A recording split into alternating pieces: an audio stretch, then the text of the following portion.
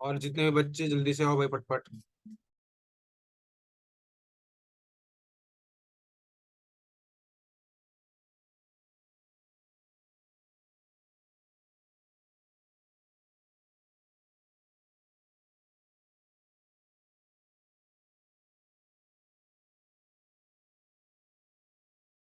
सबको जल्दी बुलाओ गैस, जितने भी ये सब आ जल्दी जल्दी फटफट।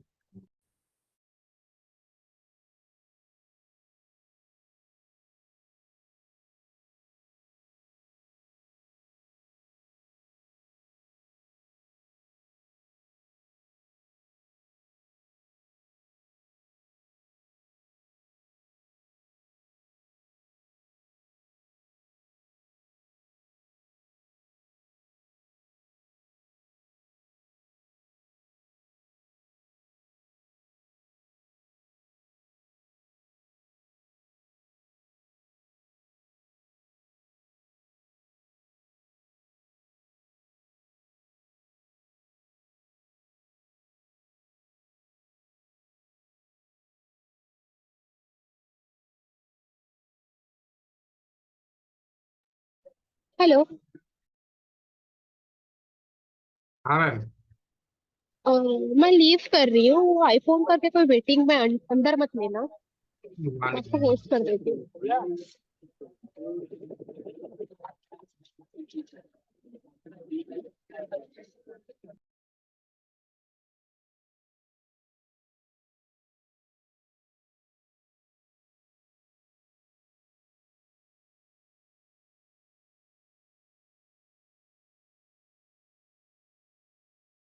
जितने भी हैं अगर और आने वाले तो जल्दी बोलो, मैं बस 5 मिनट वेट करो, लेक्चर स्टार्ट कर रहा हूँ।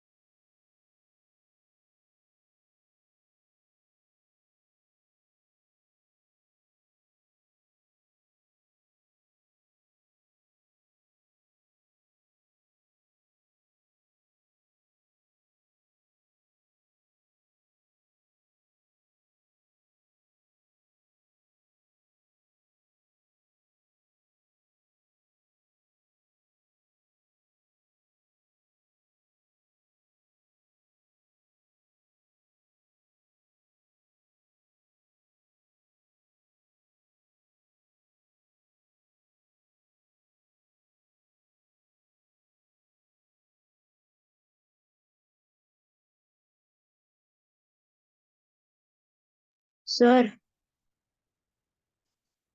हेलो। हाँ अर्षदा। सर वो जो उस दिन आपको क्वेश्चन मतलब भेजा था ना, जो ग्रुप अपने मीटिंग चालू था मेरे तभी, HTML का एक था क्वेश्चन जिसमें टेबल बनाना था। तो उसका मतलब मैंने आपको देखो ये चैट्स पे भेजा है फोटो। एक सेकेंड। हम्म,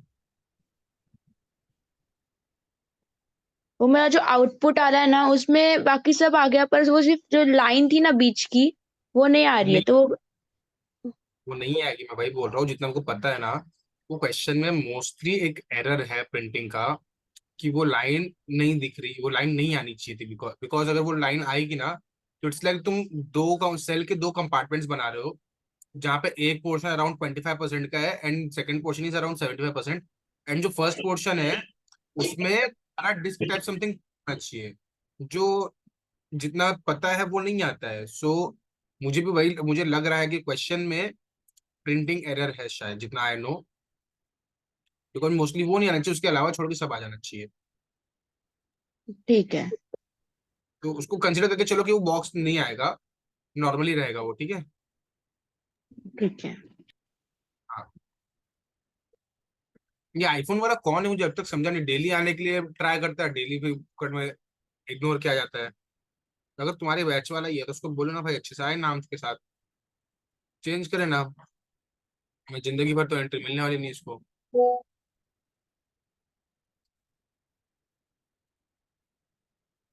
सब आ गए क्या? कल तो कोई एग्जाम नहीं, तो आज तो सबको आ जाना चाहिए ना। आज की नहीं आए सब? सब तो टाइम पास करने वाले हो तुम, कल भी नहीं आ रहे हो।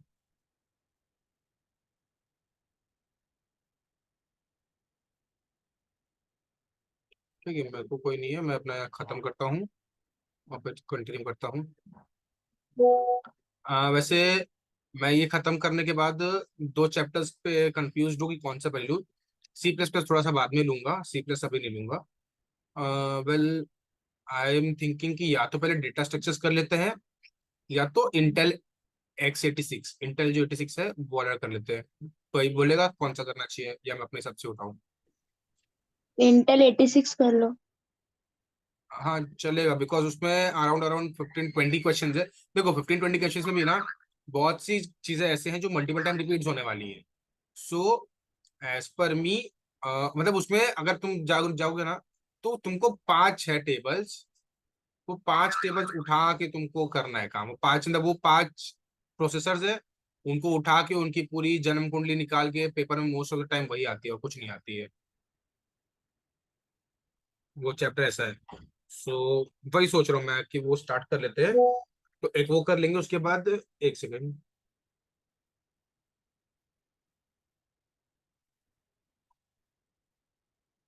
जयेश, अपना नाम तुरंत चेंज करो, मैं निकाल दूंगा बाहर। आईफोन से तुरंत नाम चेंज कर अपना, ना मैं बाहर निकाल दूंगा।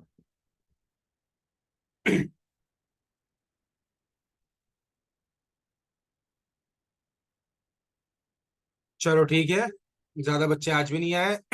आई डोंट नो क्यों नहीं आ रहे हो भाई तुम। कल तो तुम्हारा कुछ है भी नहीं, फिर भी इतना रोते हो, इतना टेंशन लेते हो। प्रीलिम्स खत्म हो गए ना शायद तुम्हारे? मंडे को लास्ट है। कौन सा मंडे? मैथ्स। कौन सा? अच्छा, मैथ्स। तुम मैथ्स के लिए भी इतना रोगे तो कितनी कुछ नहीं बोल सकता फिर भाई। मैथ तो कब का हो रखा है तुम्हारे क्लासेस में। रिवीजन फेज चालू के खत्म हो जा रहा हो तुम अभी भी। तुम अगर डर रहे हो तो मैं क्या बोलूँ। सर वो कल उसका भी पेपर है ना, जेई का पेपर है कल, मॉक। तो मॉक तो सबका ही है बेटा, तुम कैसे आए हो फिर उठ के? नहीं, तुम भी इसीलिए शायद लोग रिवाइज कर रहे होंगे। अब देखो, मेरे अकॉर्डिंग तुम रिवीजन कर रहे हो ठीक है, बट ये भी इंपॉर्टेंट है बिकॉज तुम्हारे कहने पे ही लगवाया गया है। वरना क्लास कॉलेज से एक बार पढ़ाया गया है ये, तो उसके हिसाब से फिर सर लोग नहीं भी कर सकते ना। मैं स्पेशल टाइम निकाल रहा हूँ, हरप्रीत सर ने, इम्तियाज सर ने थोड़ा करके तुम्हारे जैसे करके रखवाया है, तो क्यों, सही है सर, मैं तो अटेंड कर रहा हूँ। क्या ही बोलेंगे। छोड़ो, मैं लेक्चर कंटिन्यू करता हूँ, लेक्चर स्टार्ट करता हूँ। आज ट्राई करते हैं कि ओएस को रैप अप कर दे, बिकॉज है थोड़ा सा पार्ट बचा है, पेंडिंग है, 50% पार्ट पेंडिंग है। बट वो उतना हो सकता है, as of I know. Let's try, जितना होगा आज। अगर बचेगा भी थोड़ा बहुत तो गिना चुना पार्ट बचेगा, तो वो हम अपन अपन नेक्स्ट लेक्चर में कंटिन्यू करके खत्म कर देंगे। एक सेकेंड ना।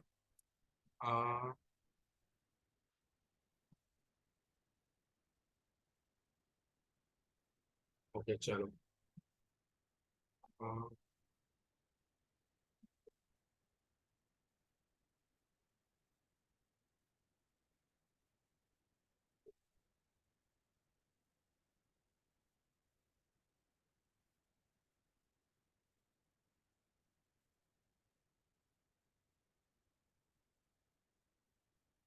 उस दिन कहाँ तक हुआ था, किसी को कुछ याद है?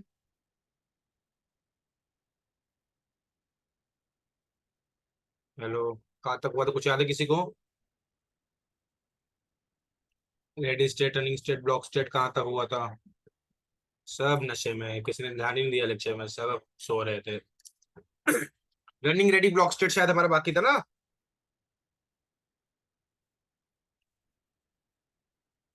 या करेक्ट, वहीं पे थे हम, वहां से कंटिन्यू करना है हमें। चलो स्टार्ट करते हैं। अब देखो, तुम्हारा प्रोसेस 3 स्टेट के अंदर हो सकता है, either it could be running, ready और ब्लॉक। कौन सा है कैसे देखते हैं, ठीक है। 3 basic states, 3 basic process states होते हैं। पहला है रनिंग स्टेट। अब now what is running state? There is only one process which is executed CPU at any given moment. एक टाइम पे सिर्फ एक ही होगा जो एग्जीक्यूशन में होगा, जो प्रॉपरली एग्जीक्यूट हो रहा होगा, और उस प्रोसेस को हम कहते हैं रनिंग प्रोसेस।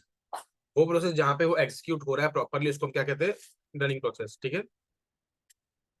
अभी in multiprocessor system with multiple CPUs, there are many running processes at a given moment.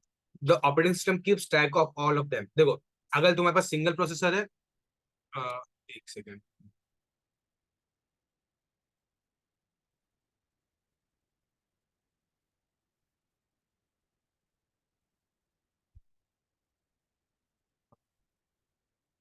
Okay ठीक है चलो। अब जैसे अगर तुम्हारे पास एक सिंगल सीपीयू, एक सिंगल प्रोसेसर है और एक सिंगल सीपीयू है, तो वो टाइम पे तुम सिर्फ एक फंक्शन परफॉर्म कर सकते हो। But if you are having a multiple CPUs, multi processor आपके पास है, तो आप क्या कर सकते हो, एक टाइम पे 6 प्रोसेस, 8 प्रोसेस एक साथ बेच सकते हो। जितने प्रोसेसर, जितने सीपीयू, उतने आप बेच सकते हो, ठीक है। उससे होगा क्या बहुत ज्यादा सीपीयू एक साथ में काम करेंगे, और जब ज्यादा सीपीयू एक साथ काम करेंगे, ज्यादा प्रोसेस कंप्लीट करके देंगे, हमारा टाइम उतना बचेगा, हमारा टास्क उतनी जल्दी परफॉर्म हो जाएगा। वरना हमें तो टाइम लगता जाएगा, हमारा डिले होता जाएगा, लेट होते जाएंगे। ओएस क्या करता है, ओएस उन सब का ट्रैक करता है, ओएस उन सब का ट्रैक रखता है, ठीक है।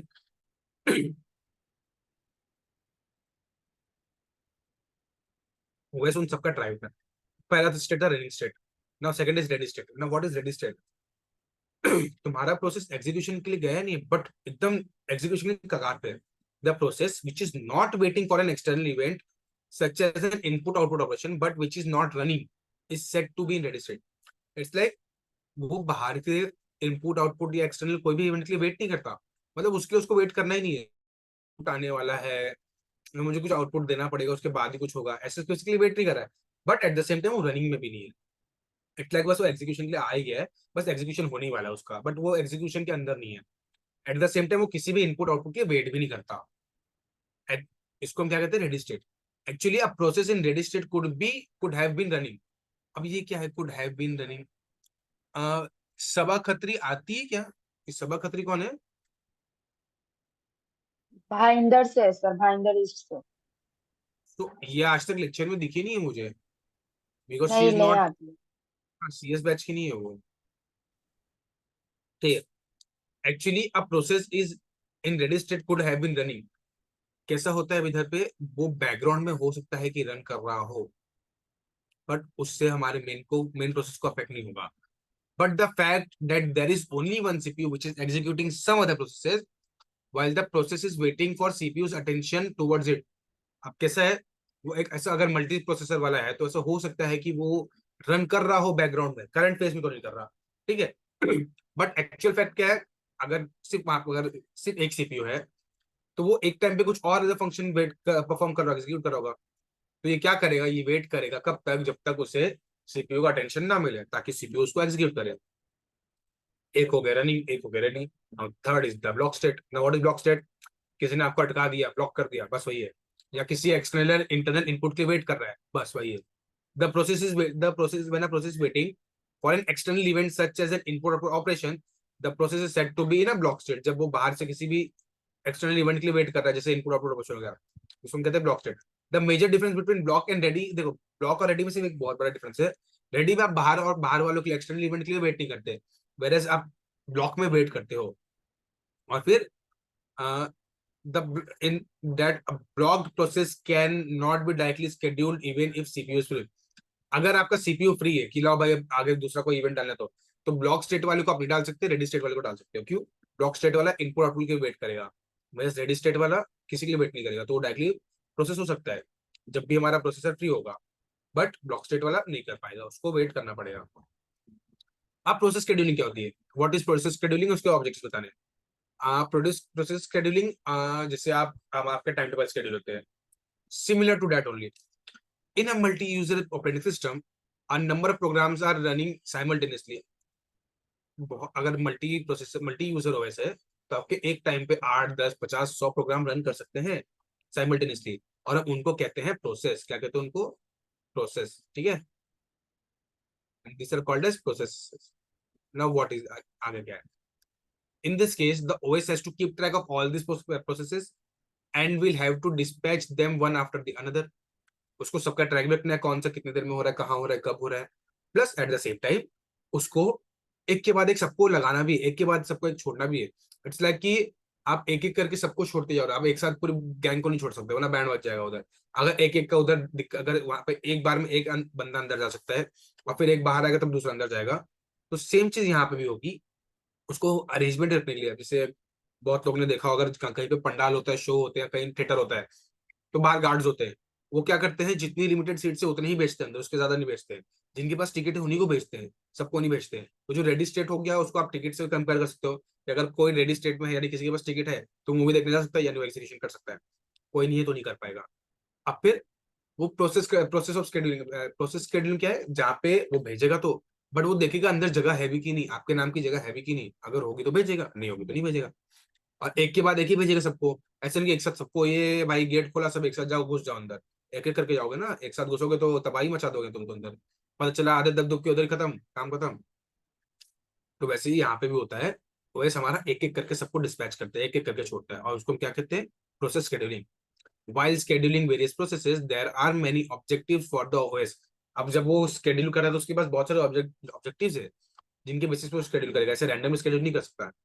Some of these objectives conflict with each other, therefore the OS designers have to choose a set of operation objectives to be achieved. देखो कभी कभी क्या होता है, कुछ ऑब्जेक्टिव्स में कॉन्फ्लिक्ट होते हैं, लाइक कि मेरी प्रायोरिटी पहले होनी चाहिए, नहीं मेरी होनी चाहिए, नहीं हम दोनों में से किसकी होनी चाहिए, तो उधर कॉन्फ्लिक्ट हो जाता है। तो इसलिए हम जब ओएस बनाते हैं, जो ओएस डिजाइनर होते हैं, वो क्या करते हैं, वो एक सेट ऑफ ऑब्जेक्टिव चूज करते हैं अपने हिसाब से, और उसके हिसाब से करते हैं। जैसे देखो फेयरनेस, अभी जो उनके ऑब्जेक्टिव है वो क्या है? Fairness, good throughput, good CPU utilization, run low turnaround time, low waiting time, good response time. अब यहाँ पे फेयरनेस, तो काले गोरे वाला फेयर वाला का केस नहीं है, जो तुम आ गए इधर आधे रेसिज्म वाले कि सर आप रेसिज्म करते हो, वो इधर फेयरनेस नहीं है। देखो refers to being very fair to every user in terms of CPU time. आप सबके साथ फेयर हो, सिर्फ सीपीयू टाइम देने की बात है तो सबके साथ फेयर हो, किसी को ज्यादा किसी को कम नहीं देते हो। ये वहां पे वो फेयरनेस है। थ्रूपुट क्या है? Refers to total productive work done by all the users put together. जितना भी आपका टोटल प्रोडक्टिव वर्क हुआ है उसको रिफर करते हैं। आपने जितने भी यूजर के थ्रू अपने डाले, ये वो किए, इनपुट सब दिए, उसके कारण टोटल प्रोडक्टिव वर्क कितना होगा उसको रिफर करता है throughput. What is CPU utilisation? कि आपका सीपीयू कितने अच्छे तरीके से आप यूटिलाइज करते हो, कितना ज्यादा यूटिलाइज करते हो, कितना ज्यादा बिजी रख सकते हो। जितना कम बिजी रखोगे उतना आपका यूटिलाइजेशन खराब होगा। CPU is the fraction of time that the CPU is busy. कितना ज्यादा टाइम आप बिजी रखोगे उतना यूटिलाइजेशन अच्छा होता है। टर्न अराउंड क्या है? Turn around time is the elapsed time between the time a programmer or job is submitted and the time when it is completed. Turn around time, तुमने एक टाइम पे अपना कुछ काम करने के लिए दिया, अब वो कितने टाइम बाद आया। सपोज यहाँ से लेके यहाँ तक, ये यहाँ से आपने प्रोसेस चालू करवाया, यहाँ खत्म हुआ, चालू करवाया 0 सेकंड्स में, खत्म हुआ 20 सेकंड बाद। तो जो 20 सेकंड्स का गैप आया वो क्या हो गया? Turn around time.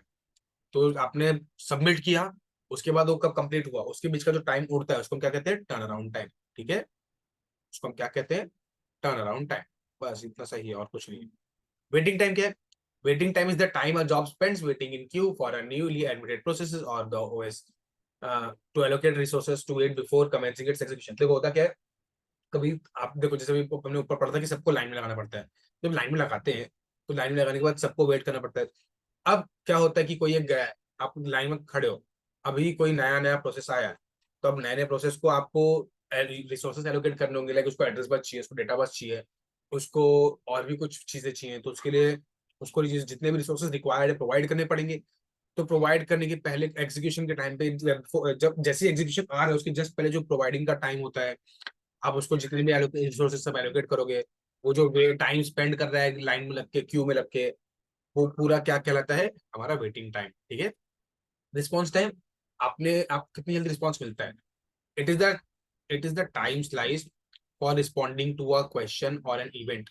आपने क्वेश्चन पूछा, उसको आप कितनी जल्दी से जल्दी आंसर कर सकते हो, उसको कहते हैं रिस्पॉन्स टाइम, बेसिक शब्दों में।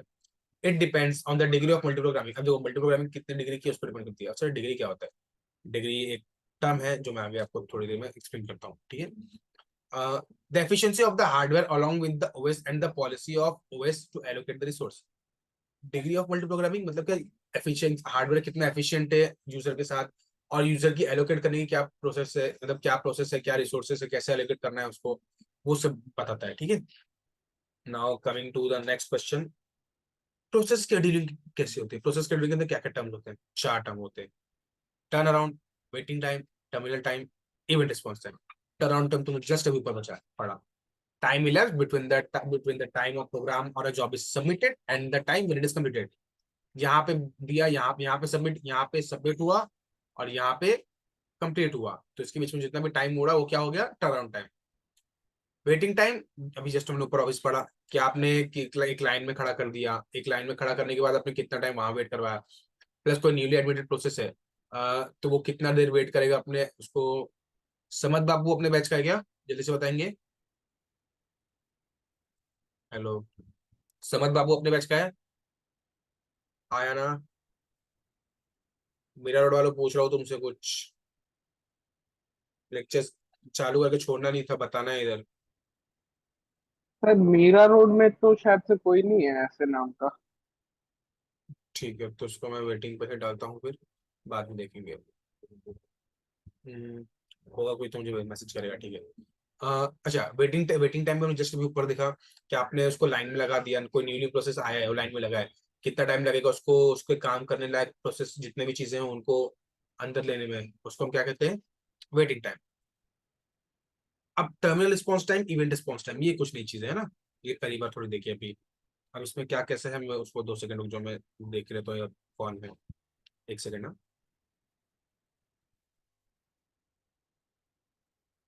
हम्म,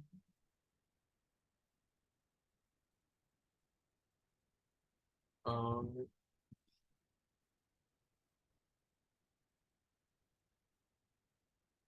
समद, अब्दुल समद है।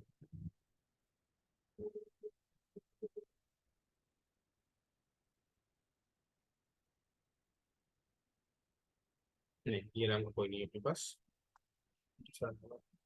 चलो कंटिन्यू करते हैं। टर्मिनल रिस्पॉन्स टाइम ना, टर्मिनल रिस्पॉन्स टाइम क्या है, in the time sharing system, कोई भी जगह पे आप टाइम शेयर करते हो तो उस सिस्टम में terminal response time is the time to respond to respond within an answer or a result to a question, and it depends on degree of multi-programming। क्या है टाइम रिस्पॉन्स टाइम, क्या है terminal response time, क्या है आपने कितनी देर में उसको रिस्पॉन्स किया, किसी भी क्वेश्चन को, किसी भी क्वेरी को आपने कितनी देर में रिस्पॉन्स किया, कितनी देर में उसका आंसर प्रोवाइड किया, वो होता है टर्मिनल रिस्पॉन्स टाइम। और फिर किस पे डिपेंड करता है, depends on degree of multi programming, कितने लेवल, कितनी डिग्री की मल्टी प्रोग्रामिंग, सिंगल डिग्री है, डबल डिग्री है, ट्रिपल डिग्री है, उस पर डिपेंड करता है। और फिर हार्डवेयर की एफिशिएंसी पे ओएस के साथ, फिर ओएस की पॉलिसी कि आप किसको कितना क्या एलोकेट कब करोगे, रिसोर्सेज कब करोगे, इन सब पे डिपेंड करता है। Then event response time, in real time system event response time is the time to respond to an event. आप एक इवेंट को कितनी देर में रिस्पॉन्स देते हो, that is nothing but an event response time. बस इतना से तो है। अच्छा, अभी प्रायोरिटी, ठीक है, प्रायोरिटी कैसी होती है, क्या होती है, प्रोसेस मैनेजमेंट के रिस्पेक्ट में आती है वाली बात, तो ठीक है। Process with reference of process management, explain the terms external priority, internal priority, purchase priority, time slice। External priority क्या है, जहां पे आप पहले से ही जब आप बुलाते हो किसी को तो उसकी प्रायोरिटी देके बुलाते हो। And external priority is specified by the user externally, externally generally eight the time of initiating the process. आप जब प्रोसेस रन कर रहे हो, जैसे इनिशिएट कर रहे हो, तो आपने उसको प्रायोरिटी अलॉट कर दी। लेट्स से मेरे पास 4 प्रोसेस थे, मैंने फोर्थ प्रोसेस को नंबर 1 दिया, सेकंड को नंबर 2 दिया, थर्ड को नंबर 1 दिया, 1 को नंबर 3 दिया। तो हुआ क्या, जिसकी प्रायोरिटी सबसे ज्यादा यानी 1, तो उसको सबसे पहले एग्जीक्यूट करोगे, फिर 2, फिर 3, फिर 4। तो इट डिपेंड्स कि आपने कौन से फंक्शन को, कौन से प्रोसेस को, कौन से उनकी प्रायोरिटी दी है, ठीक है। वो हम एक्सटर्नली देते हैं जब इनिशिएट करते हैं। In many cases the OS allows the user to change its priority externally during its execution. It's like कि जब आप एग्जीक्यूट कर, आपने चलो अब दिया था एक प्रायोरिटी ऑर्डर, बट जब एग्जीक्यूट कर रहे हो तो वो टाइम में एक बार लास्ट आपको पूछ देता है कि आपको अगर चेंज करनी है क्या, चेंज करनी तो कर लो। बहुत केसेस में ऐसा होता है, बट बहुत केस में ऐसा नहीं होता है। If the user does not specify any external priority at all, अगर कभी भी यूजर ने कहीं पे भी एक भी एक्सटर्नल प्रायोरिटी नहीं बताई तो ओएस अज्यूम करेगा कुछ प्रायोरिटी, और वो उसको डिफॉल्ट प्रायोरिटी हम बोलते हैं।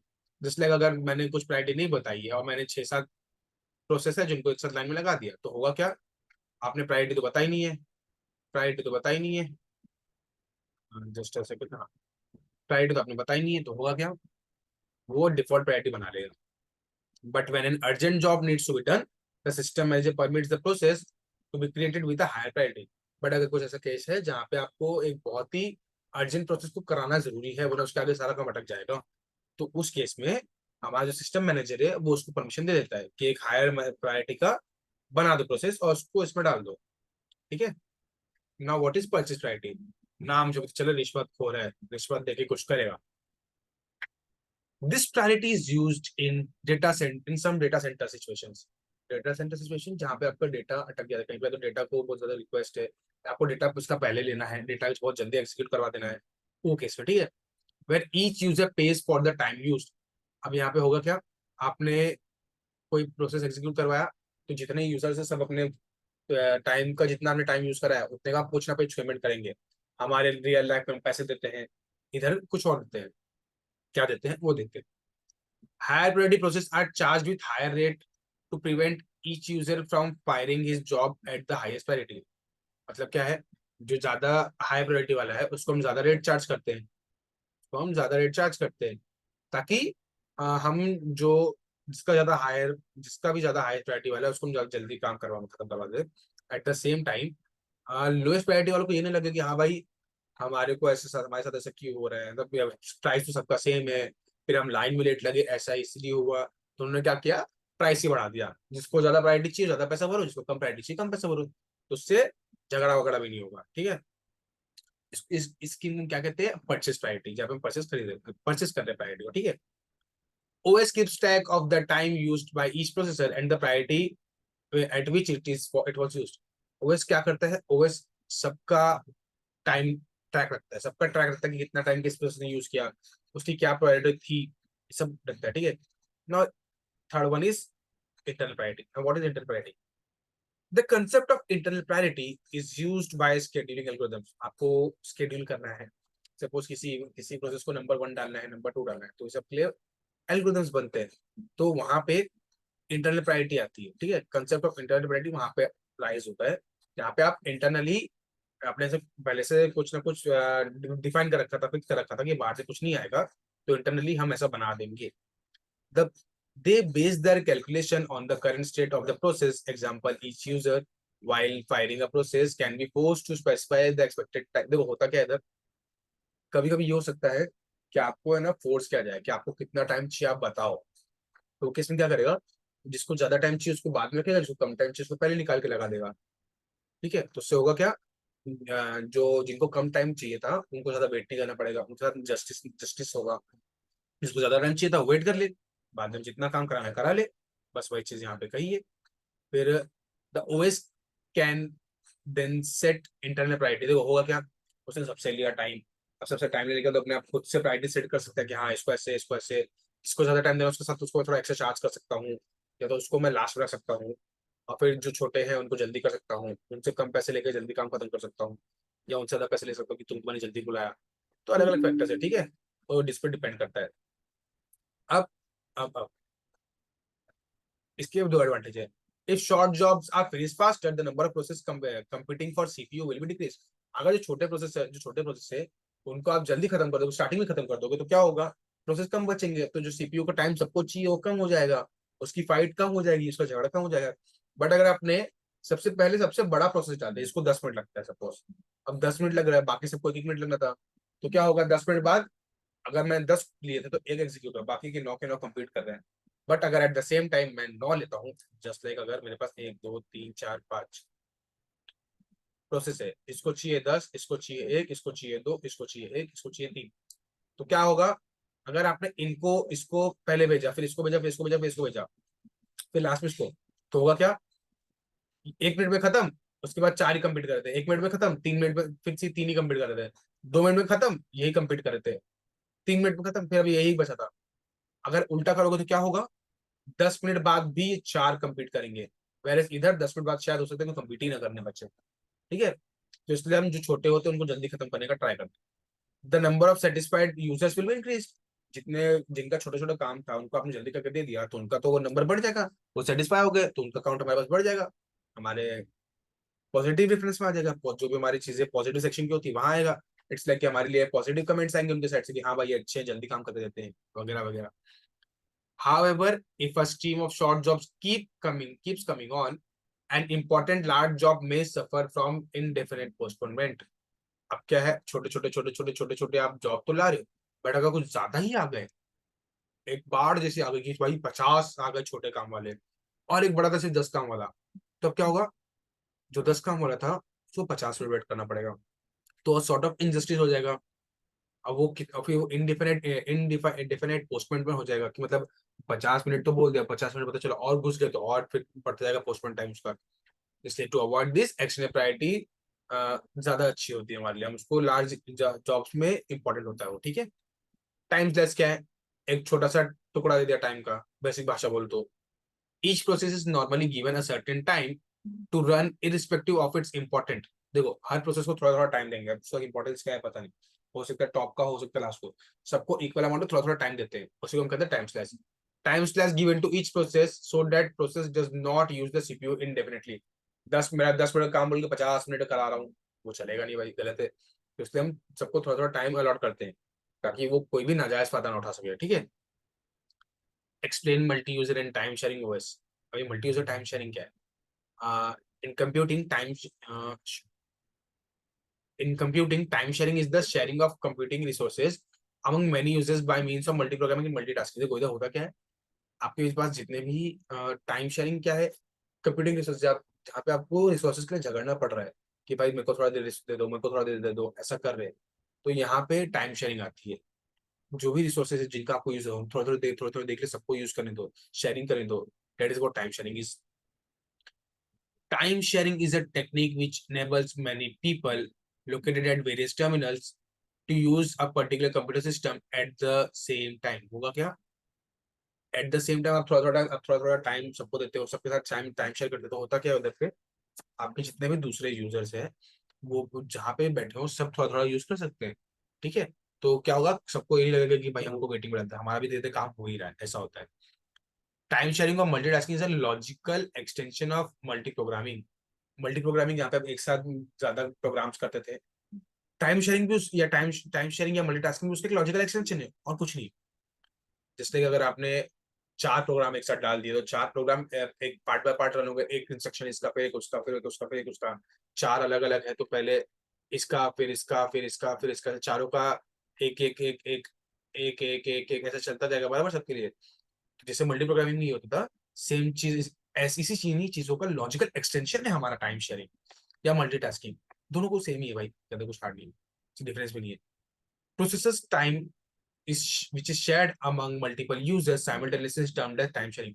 जो हमारे प्रोसेसर का टाइम है ना, जो हमने कितने लोगों के बीच में बांटा है, उसको हम क्या कहते हैं, टाइम शेयरिंग। मल्टीपल यूजर्स के बीच में बांट रखते हैं उसको हम टाइम शेयरिंग कहते हैं। Main difference between multi programme batch system and timing sharing system is that in case of multi-program batch system, the objective is to maximize processor use, whereas in time sharing the objective is to minimize response time। देखो multi programme और time sharing में main difference क्या है, उनके दोनों का objective है।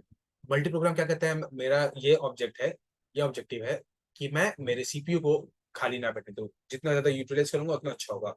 Whereas time sharing क्या कहता है कि मैं मेरा रिस्पॉन्स टाइम कम कर दूं, कोई बाहर से इंक्वायरी लेके आता है तो उसको कितना जल्दी कवर कर दूं, कितना जल्दी उसको रिस्पॉन्स दे सकूं, मैं उस पर डिपेंड करूंगा, मैं उसको प्रायोरिटी दूंगा।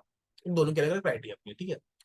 Multiple jobs are executed by the CPU by switching between them, but the switches occur so frequently। देखो जैसे मैंने उस दिन बताया था, क्या होता है इधर, होता क्या है, 1 2 3 प्रोसेस है, ऐसे ऐसे सबके सपोज ऐसे सबके कोड्स लिखे हैं, ठीक है, सबकी लाइंस इंस्ट्रक्शन लिखी है। तो होगा क्या, प्रोसेसर क्या करता है, सीपीयू करता है, इसका एक लाइन ले, इसका एक लाइन ले, इसका एक लाइन ले, इसका एक, इसका एक, इसका एक, ऐसे करके सबका एक करके एग्जीक्यूट करता है।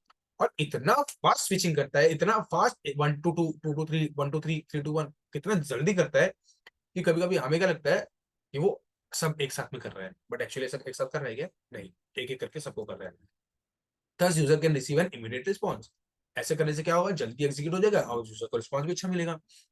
For an example, in transaction processing processes में execute user program in short burst of quantum of computation. मतलब बहुत ही छोटे छोटे टुकड़े हो सकते हैं, एकदम छोटा सा या तो एकदम नन्हा सा कुछ कंप्यूटेशन लगाओ और तुम्हारा ट्रांजेक्शन हो गया, खत्म काम, प्रोसेस पूरा एग्जीक्यूट हो गया। That is if n users are present each user get time quantum. सबको एक छोटा टाइम मिलता है, कोई लार्ज सेक्शन नहीं मिलता है, बहुत ही छोटा यू कैन से टुकड़ा मिलता है टाइम का। अगर 1 सेकंड है तो 1 सेकंड का 1 नैनो सेकंड ऐसा कुछ मिल जाए शायद, ऐसा होता है या उससे भी कम। When the user submits the command, the response time is in a few seconds at most। कभी भी कोई भी कमांड आप जब सबमिट करते हो तो max to max few seconds आता है, उससे ज्यादा नहीं लेता, ठीक है। The OS system uses CPU scheduling। The OS system uses CPU scheduling and multi-programming to provide each user with a small portion of time। देखो जो मैंने कह रहा था इतनी देर से वही है कि OS है ना CPU scheduling करता है और मल्टी प्रोग्रामिंग करता है ताकि वो सबको थोड़ा थोड़ा स्मॉल पोर्शन ऑफ टाइम दे सके, ठीक है। अब computer system that were designed primarily as batch system have been modified to time sharing system। जहां पहले आप सीपीयू का ज्यादा यूजेस करना चाहते थे, सीपीयू से बहुत ज्यादा काम कराना चाहते थे, मल्टी प्रोग्रामिंग था जो जिसको हम बैच सिस्टम कहते हैं, उससे मॉडिफाई करके आज के टाइम पे टाइम शेयरिंग सिस्टम पे आ रहे हैं। तो होता क्या है, बहुत जल्दी रिस्पॉन्स मिलता है, तो बाहर जो यूजर है ना वो भी सेटिस्फाइड रहता है, वो भी थोड़ा खुश हो जाता है। प्रोवाइड एडवांटेज ऑफ, देखो उसका एडवांटेज क्या है, प्रोवाइड एडवांटेज ऑफ, बहुत जल्दी रिस्पॉन्स देता है, डुप्लीकेशन नहीं होने देता सॉफ्टवेयर का, और सीपीयू का आइडल टाइम कम करता है, जो वेलापा करता है सीपीयू खाली बैठता है वो कम करता है। प्रॉब्लम क्या है, रिलायबिलिटी, कितना रिलायबल कर सकते हैं कोई गारंटी नहीं है। फिर सिक्योरिटी, डेटा जो है आपका इंटीग्रेटेड है कि नहीं, सिक्योर है कि नहीं, उस पर क्वेश्चन आ जाता है कभी कभी। फिर कम्युनिकेशन में प्रॉब्लम आ जाती है कभी कभी, जिसके एडवांटेज डिसएडवांटेज थे, ठीक है। अभी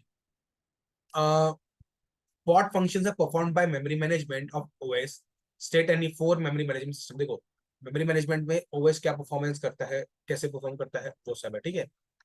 देखो in general management modules perform following operation functions, क्या है वो देखते हैं। सारी मेमोरी लोकेशंस का ट्रैक रखना, मेमोरी मैनेजमेंट याद है मैंने कराया था वहां पे, आपको मेमोरी, आपको लोकेशंस का ट्रैक रखना है कि वो फ्री है कि खाली है, फ्री है कि भरी हुई है, अगर एलोकेटेड है तो किस प्रोसेस से और कितनी देर के लिए, कितनी ज्यादा, कितनी जगह लेके बैठा है वो। फिर to decide memory allocation policy, कि किसको कितनी कितनी मेमोरी मिलनी चाहिए, एक साथ मिलनी चाहिए, अलग अलग मिलनी चाहिए, कैसे मिलनी चाहिए वो डिसाइड करना, कब और कहाँ मिलनी चाहिए। To use various technique and algorithms to allocate और deallocate memory locations, normally this is achieved with the help of some special algorithm. अपन है ना इनको यूज करके एल्गोरिथम्स बना लेते थे ताकि अपन समझ पाए कि किसको कितनी कितनी जगह देनी है, कितनी नहीं देनी है, कब देनी है, कब उसको खाली कर देना है। और ये यूजुअली थोड़े स्पेशल हार्डवेयर की मदद से हो जाता है नॉर्मली, ठीक है। यहाँ तक किसी को भी कोई भी डाउट अगर है तो फटाक से बोलेंगे 1 मिनट के अंदर। एनीवन? नो होगा, चलेगा। ओके, अब the following are the memory management system. Naveen तो लग रहा है सो ही रहेगा बैठ के। अब मेमोरी मैनेजमेंट सिस्टम के 3 टाइप्स है। एक है contiguous real memory management system, second is non contiguous real memory management system, third is non contiguous virtual memory management system. तीनों क्या है, तीनों टाइप्स है, ठीक है। मेमोरी मैनेजमेंट सिस्टम के टाइप्स है तीनों। एक है कंटीजियस और रियल मेमोरी, जहाँ पे आप बहुत ही कंटिन्यूस मेमोरी लोकेशन करते हैं और रियल होती है, रियल मेमोरी होती है। उसके 3, single contiguous, fix partition, variable partition. क्या होता है, कैसे होता है, थोड़ा आगे आएगा। नॉन कंटीजियस मतलब जहाँ पे कंटिन्यूस तो नहीं होता है बट रियल टाइम में रियल मेमोरी होता है, तो that is paging segmentation combined. Non contiguous और वर्चुअल मेमोरी में जो परफॉर्म होता है उसको हम कहते हैं वर्चुअल मेमोरी, उसमें से एक पार्ट है कुछ, ठीक है। Explain memory map for single user OS. अगर कोई सिंगल यूजर ओएस है तो उसका मेमोरी मैप कैसा होगा। 4 चीजें हैं, free memory, process, command interpreter, kernel. है क्या ये सब, देखो ओएस लाइक जो एमएस डॉस देखा है आपने, एमएस डॉस, अगर किसी को पता हो एमएस डॉस क्या होता है, किसी को अगर पता हो एमएस डॉस क्या है। एमएस डॉस एक ओएस है, सिंगल यूजर ओएस है। एमएस डॉस क्या है, सिंगल यूजर ओएस है। तो अब सिंगल यूजर ओएस जो होते हैं उनका मेमोरी कैसा होता है। The memory map of such operating system consist of programs to be executed. देखो प्रोसेस होता है, फ्री मेमोरी कितनी अवेलेबल वो बताता है, कमांड इंटरप्रेटर, कमांड क्या है वो कमांड को कैसे इंटरप्रेट करना है वो बताता है, कमांड का क्या मीनिंग है वो बताता है, फिर कर्नल होता है। the command interpreter of single user OS is invoked when the computer, जैसे ही कंप्यूटर आप स्टार्ट करते हो, सिंगल यूजर ओएस होता है, तो उसका कमांड इंटरप्रेटर तुरंत उठ जाता है, एकदम जाग जाता है अचानक से, उसको उठा दिया जाता है, इन्वोक कर दिया जाता है, ताकि अब भाई तेरा टाइम आ गया है, तू काम आप करेगा, उसको रेडी कर दिया जाता है एक सॉर्ट ऑफ। ओएस क्या करता है, ओएस प्रोग्राम को लोड करता है, ठीक है, मेन मेमोरी में जिसको आपको एग्जीक्यूट कराना है, and assigns as much memory, और जितनी मेमोरी उसको, जितनी हमारे पास जगह हो सकते हैं, जितने सिस्टम दे देते हैं, उसको हम असाइन कर देते हैं। It then sets the instruction pointer and executes the program. Instruction pointer को सेट करता है, प्रोग्राम एग्जीक्यूट कराता है, ये तो सबको पता है इंस्ट्रक्शन रजिस्टर की मदद से। फिर अगर if the program is terminated then it is remove from memory. अगर कोई प्रोग्राम टर्मिनेट हो चुका है तो उसको आप रिमूव, मेमोरी से रिमूव कर दोगे। टर्मिनेट इन द सेंस आपको उसको उसको खत्म कर दिया गया है, खत्म हो गया या खत्म कर दिया गया है, स्टॉप कर दिया गया या तो एग्जीक्यूट हो गया पूरा, तो उस केस में हम उसको मेमोरी से हटा देते हैं। अब the kernel of such OS provides basic OS services. अब जो ऐसे ओएस का कर्नल होता है क्या करता है, बेसिक जो ओएस की सर्विसेज होता है वो प्रोवाइड करता है। While the command interpreter interprets the command. देखो कमांड इंटरप्रेटर क्या करता है, जो कमांड उसको समझता है, उसको इंटरप्रेट, उसकी मीनिंग सबको बताता है और काम कराता है। कर्नल क्या करता है, जो भी बेसिक ओएस की सर्विसेज होती है वो प्रोवाइड करता है। Okay, just a second.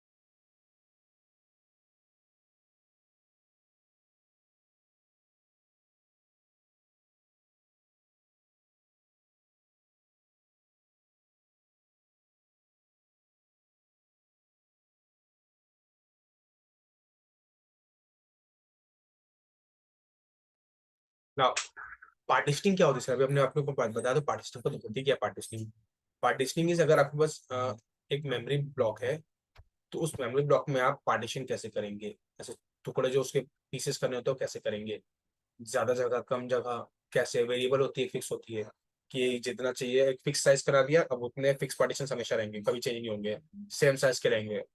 Variable होती है जहाँ पे आप अपने मतलब के हिसाब से कितना किसको क्या जगह चाहिए उस हिसाब से करेंगे, ठीक है। तो पढ़ते हैं एक बार, फिर भी पढ़ना हमारा काम है। Certain OS are use partition memory management. कुछ ओएस है जो पार्टीशन मेमोरी मैनेजमेंट को अलाउ करते, यूज करते हैं, तो अलाउ, ताकि मल्टी प्रोग्रामिंग हो सके, बिकॉज पार्टीशन मेमोरी रहेगी तो मल्टी प्रोग्रामिंग जल्दी हो जाती है। अब partitioning means dividing main memory into various sections. Main memory को अलग अलग टुकड़ों में डिवाइड करो, दैट्स ऑल। उसको हम क्या कहते हैं, पार्टीशन कहते हैं। अब दो टाइप की होती है, फिक्स्ड एंड वेरिएबल। पहले पढ़ते हैं फिक्स के बारे में। फिक्स क्या है, in fix partitioning partition could be of different sizes but once decided that size can not be change. देखो आप 5 KB का कर सकते हो, 5 MB का कर सकते हो, 50 MB का कर सकते हो, फर्क नहीं पड़ता, बट एक बार डिसाइड कर लिया फिर वो साइज कभी चेंज नहीं होगा जिंदगी में, हमेशा उतना ही रहेगा, ठीक है। In this method partitions are fixed at the time of system generation. जब सिस्टम जनरेट करता है वही टाइम पे पार्टीशंस बना लिए जाते हैं, ठीक है।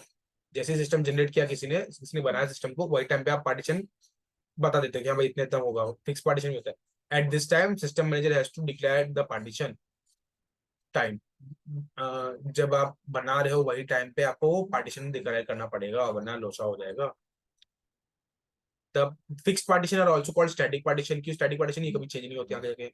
On declaring fix partition the OS system creates partition description table.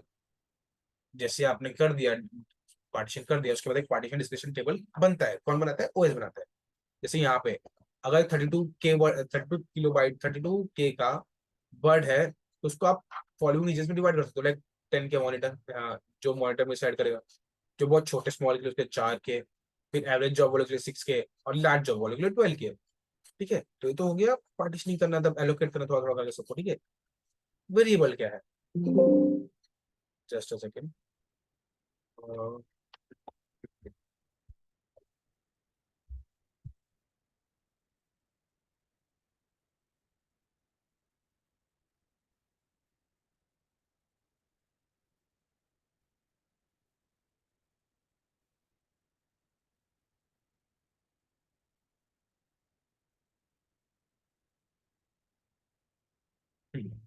Continue करते हैं। वेरिएबल पार्टीशनिंग क्या है, आप अपने यूजर्स के हिसाब से, लाइक अगर मेरे पास मेमोरी है,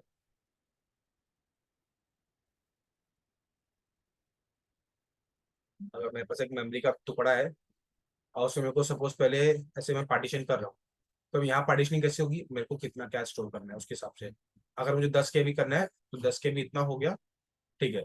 अब फिर आगे मुझे 50 KB करना है तो 50 KB का टुकड़ा काटूंगा, इधर 50 स्टोर कर दिया, इधर मेरे को 30 करना है 30 कर दिया, ऐसे और करना है तो और अपने हिसाब से मैं रैंडमली पार्टीशन क्रिएट कर सकता हूँ, डिपेंडिंग अपॉन मेरा इसका क्या साइज है। इधर फिक्स साइज, इधर पहले से आप डिफाइन नहीं करते हो कि कितना साइज का हो गया।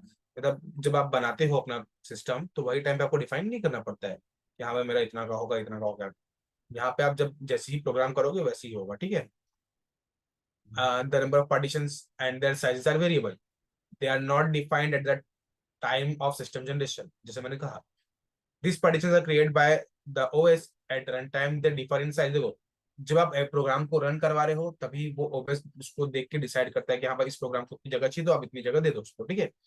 पहले से कुछ नहीं होता। The procedure to be followed for memory allocation is nearly same as that in case of, देखो दोनों में जो प्रोसीजर है ना वो सेम है ऑलमोस्ट, बट उधर क्या था, उधर आप इनिशियली बता देते, इधर आप जब रन कराएंगे तब बताएंगे, वो ना ऑलमोस्ट प्रोसीजर तो दोनों को सेम ही है। At any time any partition में भी फ्री और एलोकेटेड हो, कोई टाइम अगर एक रैंडम टाइप रैंडमली कभी जाओ तो हो सकता है कुछ पार्टीशन फ्री होंगे, कुछ या तो एलोकेटेड होंगे किसी दूसरे प्रोसेस को। Also in variable partitioning the starting address of the partition is not fixed, partition का स्टार्टिंग एड्रेस फिक्स नहीं होता, कभी 40 के चालू हो जाता है, कभी 200 250 पे जाता है, तो इधर भी स्टार्टिंग पार्टीशन फिक्स नहीं होता, स्टार्टिंग का जो एड्रेस है वो फिक्स नहीं होता, ठीक है। जैसा कि इधर देखो, पहले मॉडल को 40 के चाहिए था दे दिया, फिर 100 के चाहिए था जॉब 100 के, यहाँ पे 40 के इनके बीच का डिफरेंस 40 के से 100 के बीच, यानी यहाँ पे अराउंड 60 के लगा है जॉब 1 को, 100 के से 200 यानी 100 के लगा है जॉब 2 को, देन 200 से 230 यानी 30 के लगा है जॉब 3 को। ये क्या है, स्टार्टिंग एड्रेस दे रहा है, तो इनके बीच की जितनी भी जगह होंगी वो उस जॉब को लगी है। फिर 230 से 256 के का जो डिफरेंस है, यानी अराउंड अराउंड 46 के का जो डिफरेंस है वो लगा किसको है, 46 नहीं 26, 26 के इधर खाली जगह बची आपकी, ठीक है। तो जब जॉब 2 टर्मिनेट होता है तो पूरी जगह खाली हो जाती है। अब सपोज आपने एक जॉब 4 एलोकेट किया, जॉब 4 को कितने जगह चाहिए, 70 के चाहिए, तो 30 के बचा, अभी 30 के यहाँ पे खाली पड़ा है, कभी अगर चाहिए तो उसको आप कर सकते हो। जब यहाँ पे जॉब 1 टर्मिनेट किया तो यहाँ का 60 के पूरा खाली हो गया, तो सब टर्मिनेट करेंगे तो खाली हो जाएगा, एलोकेट करेंगे भर जाएगा। अब इसमें होता है इंटरनल एक्सटर्नल फ्रेगमेंटेशन, वो क्या होता है वो देखते हैं। Wastage of memory space with in partition is called internal fragmentation. अपने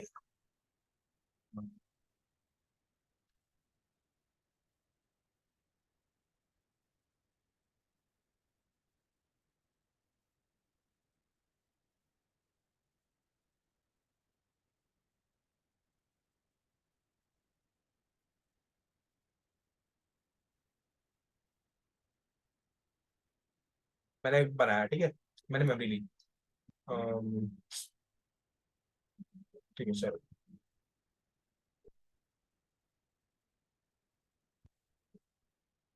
मैंने एक मेमोरी ली, ठीक है।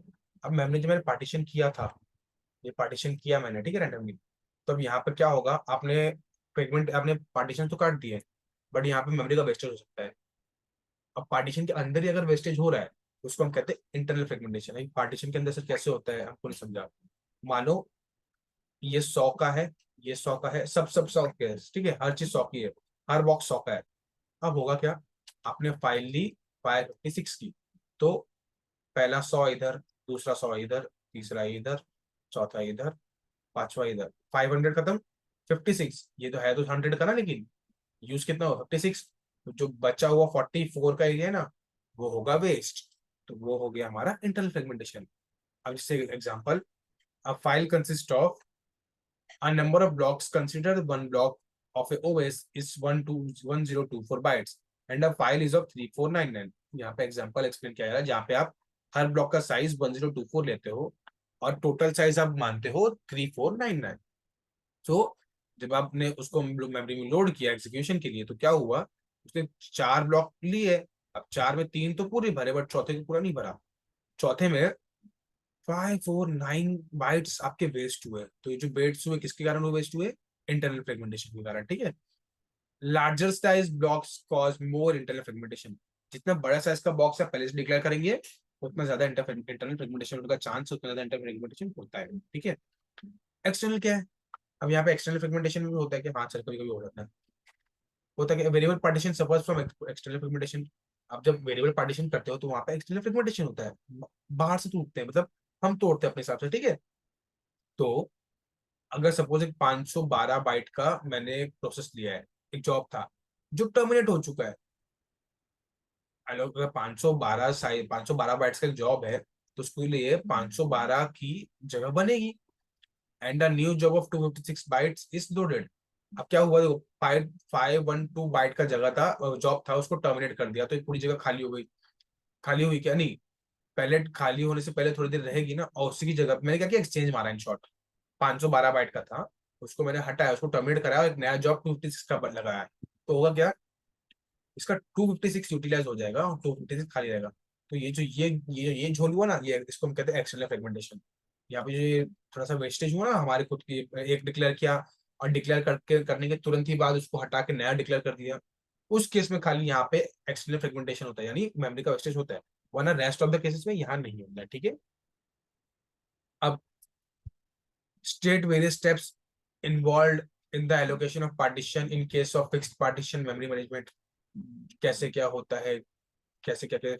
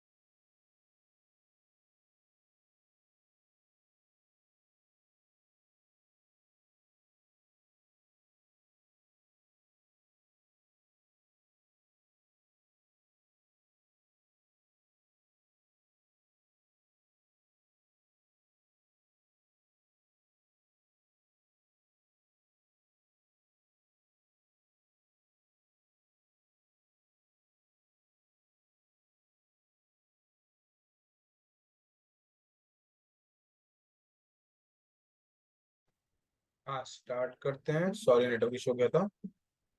आयुष किधर गया? आयुष को मैंने को होस्ट बनाया था, ये खुद ही चला गया बाहर।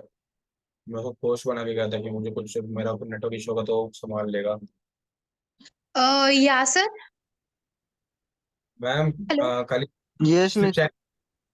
या सर, होस्ट करो मेरे को। आप होस्ट बन चुके हो। Okay miss. यस मिस, बना दिया।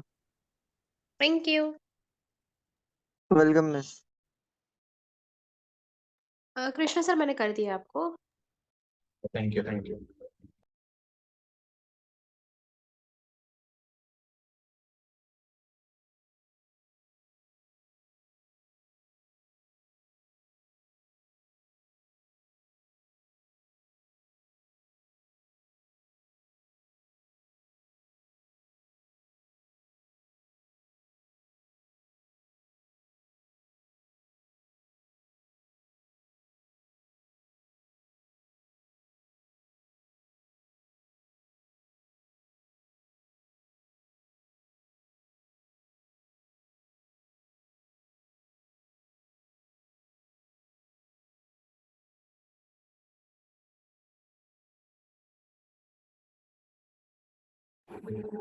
हाँ चलो कंटिन्यू करते हैं।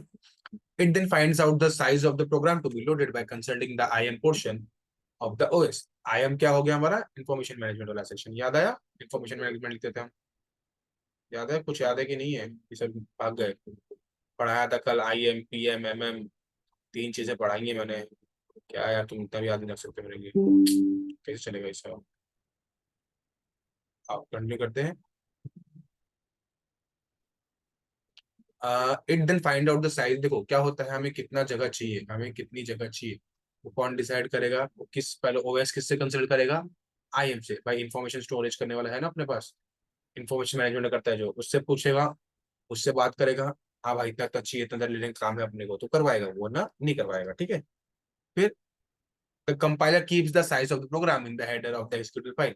होगा क्या? होगा क्या? आपने एक फाइल बनाई, एक सेकंड,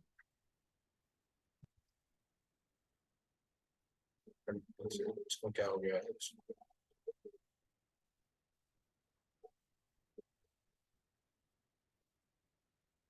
ठीक है कंटिन्यू करते हैं। होगा क्या इधर पे? आपने एक फाइल बनाई तो उसके हेडर पे ही उसका साइज आ जाएगा। ठीक है, किसका साइज आ जाएगा? हमारी फाइल का। तो होगा क्या, जब भी कंपाइलर देखना है तो क्या करेगा? वो सीधा साइज देखेगा, साइज देख के एग्जीक्यूट कर देगा। ठीक है, और कुछ नहीं करता है। एक सेकंड।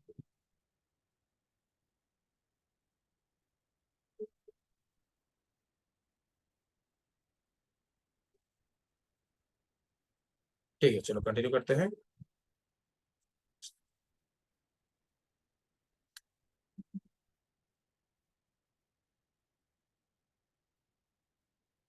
मुझे ये बटन ठीक है चलो। हाँ फिर then makes the request to the partition allocation routine of the main memory management system to allocate free partition। देखो होता क्या है इधर, देखो ये आपस में IM PM MM कल जो मैंने पढ़ा है ना, ये आपस में कोऑर्डिनेट करते हैं। ठीक है। PM क्या करेगा कि कौन सा, PM क्या करेगा कौन सा प्रोसेस लेके आने का है। फिर आएगा IM से वो डिस्कस करेगा, भाई इसको ले लेगा क्या, इसको इतना साइज दे सकते क्या, तुम देने के लायक है क्या, देने लायक है तो दो वरना मत दो, ऐसा। फिर आएगा MM को क्या करेगा, MM देखेगा भाई फ्री जगह है क्या नहीं है अपने पास, जगह है तो दे दो, नहीं है तो मत दो, या तो बाद में दो, या तो थोड़ी देर फिर रुक जाओ। वो कौन डिसाइड करेगा? वो डिसाइड करेगा MM। अगर है तो अभी दे दो, नहीं है तो फिर जगह बना के दे दो। ठीक है, बस यही चीज स्टार्टिंग के 3 पॉइंट्स में लिखी और कुछ नहीं। पहले आगे कंटिन्यू करते हैं। एक सेकेंड।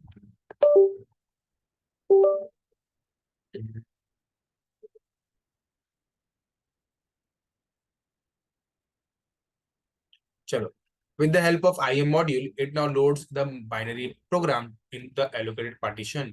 होगा क्या, उसने IM मॉड्यूल से, IM मॉड्यूल में क्या रखा है, हमारा जो इन्फॉर्मेशन था वो बताया आपने। ठीक है, अब जब आपने इन्फॉर्मेशन बताई है तो वो क्या करेगा, वो IM मेमोरी IM मॉड्यूल से उठाएगा, उसमें जो भी कंटेंट लिखा था वो लोड करेगा। किधर लोड करेगा भाई? किधर लोड करेगा? जो भी पार्टीशन आपका है जहां पे आपने जगह बनाई है वहां पे लोड कर देगा। फिर it then makes an entry, एक second. It then makes an entry of the partition ID in the PCB। What is PCB? Process control block। What is PCB? Process control block. Sir ये process control block अभी कहाँ से आ गया, पहली बार सुन रहे हैं हम। देखो होता क्या है, तुम्हारे प्रोसेस जितने भी हैं, प्रोसेस को कंट्रोल करने के लिए ब्लॉक बनाया जाता है, ठीक है। अब वो ब्लॉक का काम क्या है? वो ब्लॉक का काम है कि वो एक एक करके सारे प्रोसेस को भेजे, जो हमारा अभी पीछे थोड़ी देर पहले पढ़ा भी हमने, प्रोसेस मैनेजर एक एक करके सबको भेजता है। तो यहाँ भी वही चीज होती है, एक एक करके सबको भेजना है। चेन होगा क्या, एक रेडी स्टेट, एक रनिंग में है, दूसरा रेडी स्टेट में, फिर तीसरा रेडी स्टेट में आ जाएगा, ऐसा करके चलता जाएगा, ठीक है। द रूटीन ऑफ द, ठीक है बेटर है। फिर the routine of the the routine of the memory management now redefines the partition description table and marks the status of the partition as allocated. देखो कौन सी मेमोरी पार्टीशन में allocated है नहीं, ये सब देखना पड़ता है, उसका हमको पूरा लेखा जोखा रखना पड़ेगा। हम नहीं रखते हैं, एमएम रखता है। क्या करता है, किसको कितनी जगह दी, कब दी, कितनी देर के लिए दी, ये सब कौन, कितने सब जितना भी चीजें हैं ये सब कौन रखता है, एमएम। पूरा स्टेटस बना के रखता है, पूरा फाइल बना के रखता है सब, ठीक है। ताकि कभी भी किसी को यूज है, ले भाई देख ले। उसको हम जो टेबल, उसको हम कहते हैं पार्टीशन डिस्क्रिप्शन टेबल। किस एड्रेस ने कितनी जगह ली, फ्री है कि एलोकेटेड है, मतलब फ्री है या एलोकेटेड, वो दिखाता है, ठीक है। अब वो कैसी है नीचे देखते हैं आप। पार्टीशन देखो, जैसे P0 P1 P2 P3 P4 ऐसे पांच पार्टीशन आईडी बनाई है। P0 का स्टार्टिंग एड्रेस क्या है, 0 के, एंडिंग क्या है 100 के, ठीक है। तो 0 से 100 के बीच में साइज कितना हो गया, 100। अभी खाली पड़ी है, डैश डैश यानी खाली है। P1 उसमें प्रोसेस ए है, स्टार्टिंग एड्रेस क्या है 100, 100 से 400 यानी माइनस करोगे तो 300 बचेगा, तो साइज हो गया 300। कैसा है प्रोसेस ए, एलोकेटेड है ना, तो status allocated. Same with processor B, 200, 200 का साइज है, एलोकेटेड है। प्रोसेस 3 खाली पड़ा है, P3 आईडी खाली पड़ा है। 600 से 900, 300 का साइज खाली पड़ा है, 3 के साइज खाली है, फ्री है। फिर 9 के से 1000 भरा हुआ है, प्रोसेस सी से तो एलोकेटेड है। बस ऐसे बनता है हमारा पार्टीशन टेबल, ठीक है। पेजिंग या पेज मैप टेबल, अब ये कैसा है भाई, पेजिंग क्या होती है, पेज मैप टेबल क्या होता है सर, 2 मिनट पता पढ़ा रहा हूँ बेटा, 2 second. Partition suffer from external fragmentation because available memory is not contiguous. Partition क्यों होता है, जो आपकी अवेलेबल मेमोरी है वो कंटीजियस नहीं है। पार्टीशन होता क्यों, देखो आपकी मेमोरी है, मेमोरी में ऐसा जो कंटिन्यूस ब्लॉक्स है सारे आपके पास अवेलेबल नहीं है। आपके पास ये अवेलेबल है लेकिन ये भरा हुआ है, ये भरा हुआ है, ये अवेलेबल है, ये अवेलेबल है, तो कंटिन्यूएशन में नहीं आ रही है। सो ड्यू टू कंटिन्यूएशन में नहीं है वो, तो उसके कारण हमारे पास क्या पेजिंग आ जाती है। पेजिंग का प्रॉब्लम आ होता है, तो हमको पेजिंग करनी पड़ती है, ठीक है। यहाँ पे एक्सटर्नल फ्रेगमेंटेशन हो गया, जगह का झंझट हो गया, तो फिर हम पेजिंग करते हैं। अब पेजिंग क्या है, paging permits a program's memory to be non-contiguous, allowing a program to be allocated physical memory whenever it is available, wherever it is available। होता क्या है, पेज बना दिया हमने, क्या हुआ, पेज बनाया, तो पेज 0, पेज 1, पेज 2, पेज 3, होगा क्या, थोड़ा थोड़ा पार्ट रहेगा, थोड़ा थोड़ा पार्ट जाके उस पेज में स्टोर हो जाएगा। लाइक फर्स्ट 1, 3, 4, 7 जो इंडेक्स की जगह है वो आपकी एलोकेटेड है, वो सब आपकी खाली थी, तो उधर आपने अपने प्रोसेस को सेट कर दिया। वो ऐसा हो सकता है कि पहले 1 खाली था, फिर 4 खाली हुआ तो उसने 4 में पेज 1 डाल दिया, फिर 3 खाली हुआ तो पेज 2, फिर 7। जैसे क्या हुआ, जो जगह खाली होती थी उधर उसने डाल दिया, तो उसने अब क्या हुआ, इसका लिंक भी होना चाहिए भाई। एक पेज टेबल बनता है 0, 1, 2, 3, यानी पेज 0, पेज 1, पेज 2, पेज 3। अब जो एड्रेस आपने दिया है वो एड्रेस पे जाएगा, उसको एग्जीक्यूट करेगा, ठीक है। ये करता है और कुछ नहीं करता है। Physical memory is broken into fixed size blocks called as page frame। जितने भी साइज सारी की सारी क्या है, फिक्स्ड है। इसको हम, ये जो यहाँ पे था ना, ये जो था यहाँ पे जो ये पूरा ये सेक्शन, इसको हम क्या कहते हैं, फ्रेम मेमोरी, ठीक है। थोड़ा ध्यान से याद रखो इसको। Logical memory is also broken into blocks of the same side called pages. देखो जो लॉजिकल मेमोरी है, जहाँ पे हमारा सब जितना भी कंटेंट था उससे पहले था, वो छोटे छोटे टुकड़ों में बेचते हैं, तोड़ देते हैं, और उसको हम क्या, सबका साइज सेम होता है, उनको हम क्या कहते हैं, पेजेस कहते हैं। Whenever a program is to be executed, its pages are loaded into any। देखो जब भी आपको किसी प्रोग्राम को एग्जीक्यूट कराना है तो आप क्या करेंगे, पहले मेन मेमोरी में लगाएंगे, जहां पे भी जगह है पेजेस में टुकड़े कर दिए ना, लगाओ रख दो, तो होगा क्या, अब वो पेजेस है तो पेजेस का एड्रेस तो बनेगा ही, पेजेस का एक एड्रेस टेबल बनेगा ही, जैसे यहाँ पे पेज टेबल बना कि इंडेक्स पेज 0 कहाँ है, इंडेक्स 1 में, पेज 1 कहाँ है, इंडेक्स 4 में, 2 कहाँ है, 3 में, 3 कहाँ है, 7 में। तो इससे उन जगहों पे जाएंगे, फ्रेम के उन जगहों पे जाएंगे और उनको एग्जीक्यूट करा देंगे वहां से। तो हमारा तो अच्छा है, उल्टी फुल्टी जगह मिली फिर भी काम हो गया। एरे में ऐसा कुछ नहीं होता। एरे जो कंटीजियस होते हैं उनमें क्या होता है, कंटिन्यू आपको देना पड़ता है जगह, एक साथ देना पड़ता है, बट यहाँ ऐसा नहीं होता। ठीक है। The page size is defined by hardware, it is typically of power two. देखो जो पेज का साइज होता है ना, वो मोस्टली 2 की पावर में, 2:0, 2:1, 2:10, वो डिपेंड करता है। और 2 की पावर में मोस्टली होता है। डिफाइन कहाँ होता है, कौन डिफाइन करता है, हार्डवेयर डिपेंड करता है। ठीक है, हार्डवेयर बताता है। समझा पेजिंग? पेजिंग समझा? तुम क्या सो रहे हो क्या बैठ के, कोई रिस्पॉन्स नहीं देता है। Concept of virtual memory in brief. Virtual memory क्या होती है भाई, इसका थोड़ा बता दो उनको। आपने एक बार यूज भी किया वर्चुअल मेमोरी, पर होती क्या है? कुछ नहीं, बहुत चिंदी चीज है। Virtual memory is an attempt which makes the execution of the process possible, which may be completely not in the main memory. Some part of process may be on disk. देखो होता क्या है, वर्चुअल मेमोरी थोड़ा ध्यान से देखो। Virtual memory क्या करती है, आपका मेन मेमोरी है, मेन मेमोरी को हम बोल सकते हैं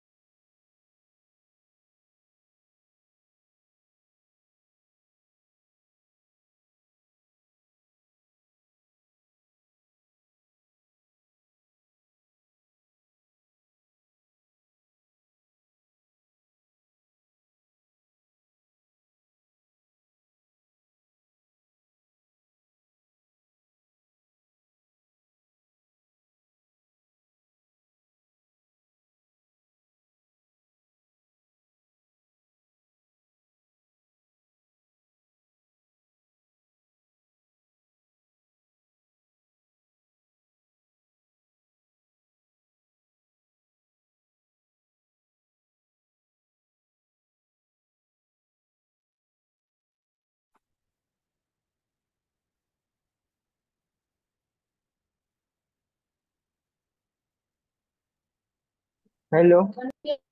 हाँ हाँ हाँ, एक सेकंड एक सेकंड। हाँ, स्क्रीन इजी वाले ना, मैं कंटिन्यू करता हूँ। हाँ। हाँ ओके ओके ओके। आज पता नहीं क्या हो गया, नेटवर्क ज़्यादा थोड़ा प्रॉब्लम हो गया हमारे एरिया में। अह, इसको क्या हो गया, एक सेकंड।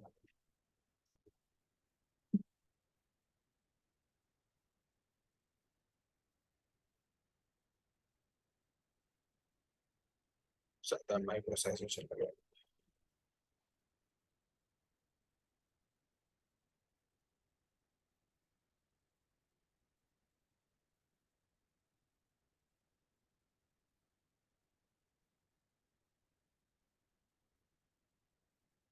ठीक है, कंटिन्यू करते हैं। हाँ, हम कहते हैं कि वो पूरा डिस्क से नहीं होता, ठीक है। यहाँ पे एक आपकी डिस्क है, ठीक है, आपकी डिस्क है, डिस्क से आप पूरा चीजें मेन मेमोरी में लेते हो, बट कुछ सर्टेन अमाउंट ऑफ डेटा लेते हो, एंड देन जो रिमेनिंग डेटा है वो धीरे धीरे करके लोड होते जाता है। यहाँ पे कुछ एग्जीक्यूट होता है, यहाँ लोड होते जाता है, ठीक है। अब the MM techniques are simple to implement.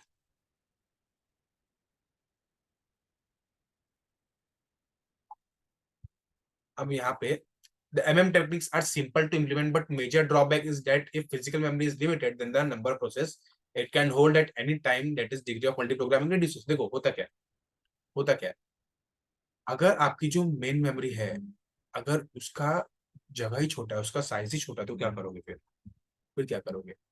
MM जो मेमोरी मैनेजमेंट की टेक्निक्स है, तो बहुत सिंपल है कि आप उसको उधर से उठाओ, इधर लगाते जाओ, इधर उठाओ तो इधर लगाते जाओ, इधर इधर है जगह तो ठीक है, नहीं जगह है तो ठीक है। बट इसका सबसे बड़ा ड्रॉबैक क्या है कि अगर आपकी जो फिजिकल मेमोरी है बहुत ही छोटी है, बहुत ही लिमिटेड है, तो जिसपे जो नंबर ऑफ प्रोसेस आने वाले, लाइक 1 2 3 ऐसे जब आएंगे, तो कुछ सर्टेन लिमिट ही आएंगे, ज्यादा तो आ नहीं पाएंगे। और इससे क्या होगा, हमारी जो मल्टी प्रोग्रामिंग की डिग्री है वो रिड्यूस होगी। मल्टी प्रोग्रामिंग की डिग्री अब बताऊंगा, मल्टी प्रोग्रामिंग की डिग्री क्या थी। इट्स की आप कितने नंबर ऑफ प्रोसेस एक साथ में एग्जीक्यूट करा सकते हो एक मल्टी प्रोसेसर में, आप कितने कितने प्रोग्राम्स एक साथ करवा सकते हो, उसको हम कहते हैं डिग्री। तो अगर ज्यादा नहीं होगा, तो ज्यादा मल्टी प्रोग्रामिंग नहीं होगी, तो डिग्री रिड्यूस हो जाएगी, ठीक है। This concept of virtual memory is इसके कारण जो था मल्टी प्रोग्रामिंग का, जो एमएम की टेक्निक्स के कारण ड्रॉबैक आया, उसके कारण हमने क्या किया, वर्चुअल मेमोरी इंट्रोड्यूस की। अब वर्चुअल मेमोरी है क्या, देखो, the main advantage of virtual memory is that the user can execute programs whose size may be greater than the physical memory। Physical memory अपनी 50 KB की, आपका प्रोग्राम 500 KB का है, तो भी एग्जीक्यूट होता है, कैसे होता है वो बहुत जरूरी है, वो ध्यान से था, ठीक है, बहुत पूछा जाता है। Virtual memory is difficult to implement. देखो, उसको आप इम्प्लीमेंट करना बहुत डिफिकल्ट है, बट एक बार इम्प्लीमेंट हो गया तो बहुत मजे, ठीक है। एक बार इम्प्लीमेंट हो गया तो फिर बहुत मजे है, बट उसको इम्प्लीमेंट करना डिफिकल्ट है। It can be implemented by paging, segmentation और कंबाइंड स्कीम्स। कुछ तरीके हैं जिनके थ्रू आप इनको इम्प्लीमेंट कर सकते हो, नॉर्मली नहीं हो पाते। कंबाइंड स्कीम हो गया, सेगमेंटेशन हो गया, पेजिंग हो गया, जो भी मैंने ऊपर पढ़ाई। Most virtual memory systems are implemented by using paging. आज के टाइम पे 80 से 90% ऐसे वर्चुअल मेमोरी सिस्टम जो है, सबके सब पेजिंग के थ्रू ही होते हैं, 80 to 90% पेजिंग के थ्रू होते हैं, ठीक है। अब program consist of number of logical और वर्चुअल पेजेस। देखो, अब लॉजिकल या वर्चुअल पेजेस हो सकते हैं 100 150 300 हो सकते हैं, तो उनको कंसिस्ट करता है। अब प्रोग्राम इतने हैं तो इनको एग्जीक्यूट कराना है, तो एग्जीक्यूट कराने के लिए आप इनको क्या करते हो, वर्चुअल मेमोरी स्टोर कर देते हो थोड़ी देर के लिए। तो होता क्या है, वर्चुअल मेमोरी से आप धीरे धीरे एक एक करके खींचते जाते हो, उधर लगाते जाते हो। इट्स लाइक थ्रेडिंग टाइप, कि एक थ्रेड है, थ्रेड में आपको एक एंड से धीरे धीरे एक एक लाइन से कोड लेते जा रहे हो, एग्जीक्यूट करते जा रहे हो, फेंकते जा रहे हो बाहर। ऐसा मान सकते हो थोड़ी देर के लिए। To start execution of program, some of the pages are loaded into specific page frames. देखो, अगर आपको प्रोग्राम स्टार्ट करना है तो कुछ तो लोड करना पड़ेगा, तो कुछ पेजेस हम लोड करते हैं। If a page is not loaded into memory or and a location from that page is referenced। देखो, आपने मेमोरी में कुछ लाइंस तो यूज की है, तो उनको एड्रेस मिला है, तो अगर आपने उन पेज के एड्रेस का रेफरेंस दे दिया, बट उनमें आपने अब तक लोड ही नहीं किया है, तो क्या होगा, पेज फॉल्ट अराइज होगा। क्यों, क्योंकि आपने इसका एड्रेस दिया, बट इधर पेज तो है ही नहीं हमारे काम का, तो क्या अराइज होगा, page fault. When a page fault arises, OS loads the referenced page in the memory from the disk। अब देखो, इधर पेज आया नहीं है, बट हमने इसको कॉल तो कर लिया है नहीं, तो पेज फॉल्ट हुआ। अब पेज फॉल्ट क्या करेगा, जो मेरे को पेज चाहिए था उसको लेके आएगा, उसको डिस्क से मेमोरी में लेके आएगा। तो ये सबसे बड़ा प्रॉफिट है इसका, कि आपको जो भी पेज चाहिए आप उसको खाली बुलवा लो। आप यहाँ पे नाम दिलवा देना पहले, बाद में जब बुलाओ नहीं है कोई बात नहीं, काम कराएगा ना। पेज फॉल्ट अराइज हो गया, पेज फॉल्ट जाएगा उधर जाके डिस्क से मेमोरी में लोड करवाएगा, और जो था उसको उड़ा देगा, ठीक है। Generally virtual memory is related to the following concepts. कुछ गिने चुने कांसेप्ट्स पे ही वर्चुअल मेमोरी रिलेट करती है, जैसे 5 है, 5 से 6 है, ज्यादा नहीं है, ठीक है। अब एक है लोकेलिटी ऑफ रेफरेंस, दूसरा है page fault, demanding page, work set, page replacement policy, dirty page. भाई ये सब क्या है, डर्टी पेज या गंदा पेज होता है, दिखाता हूँ रुको।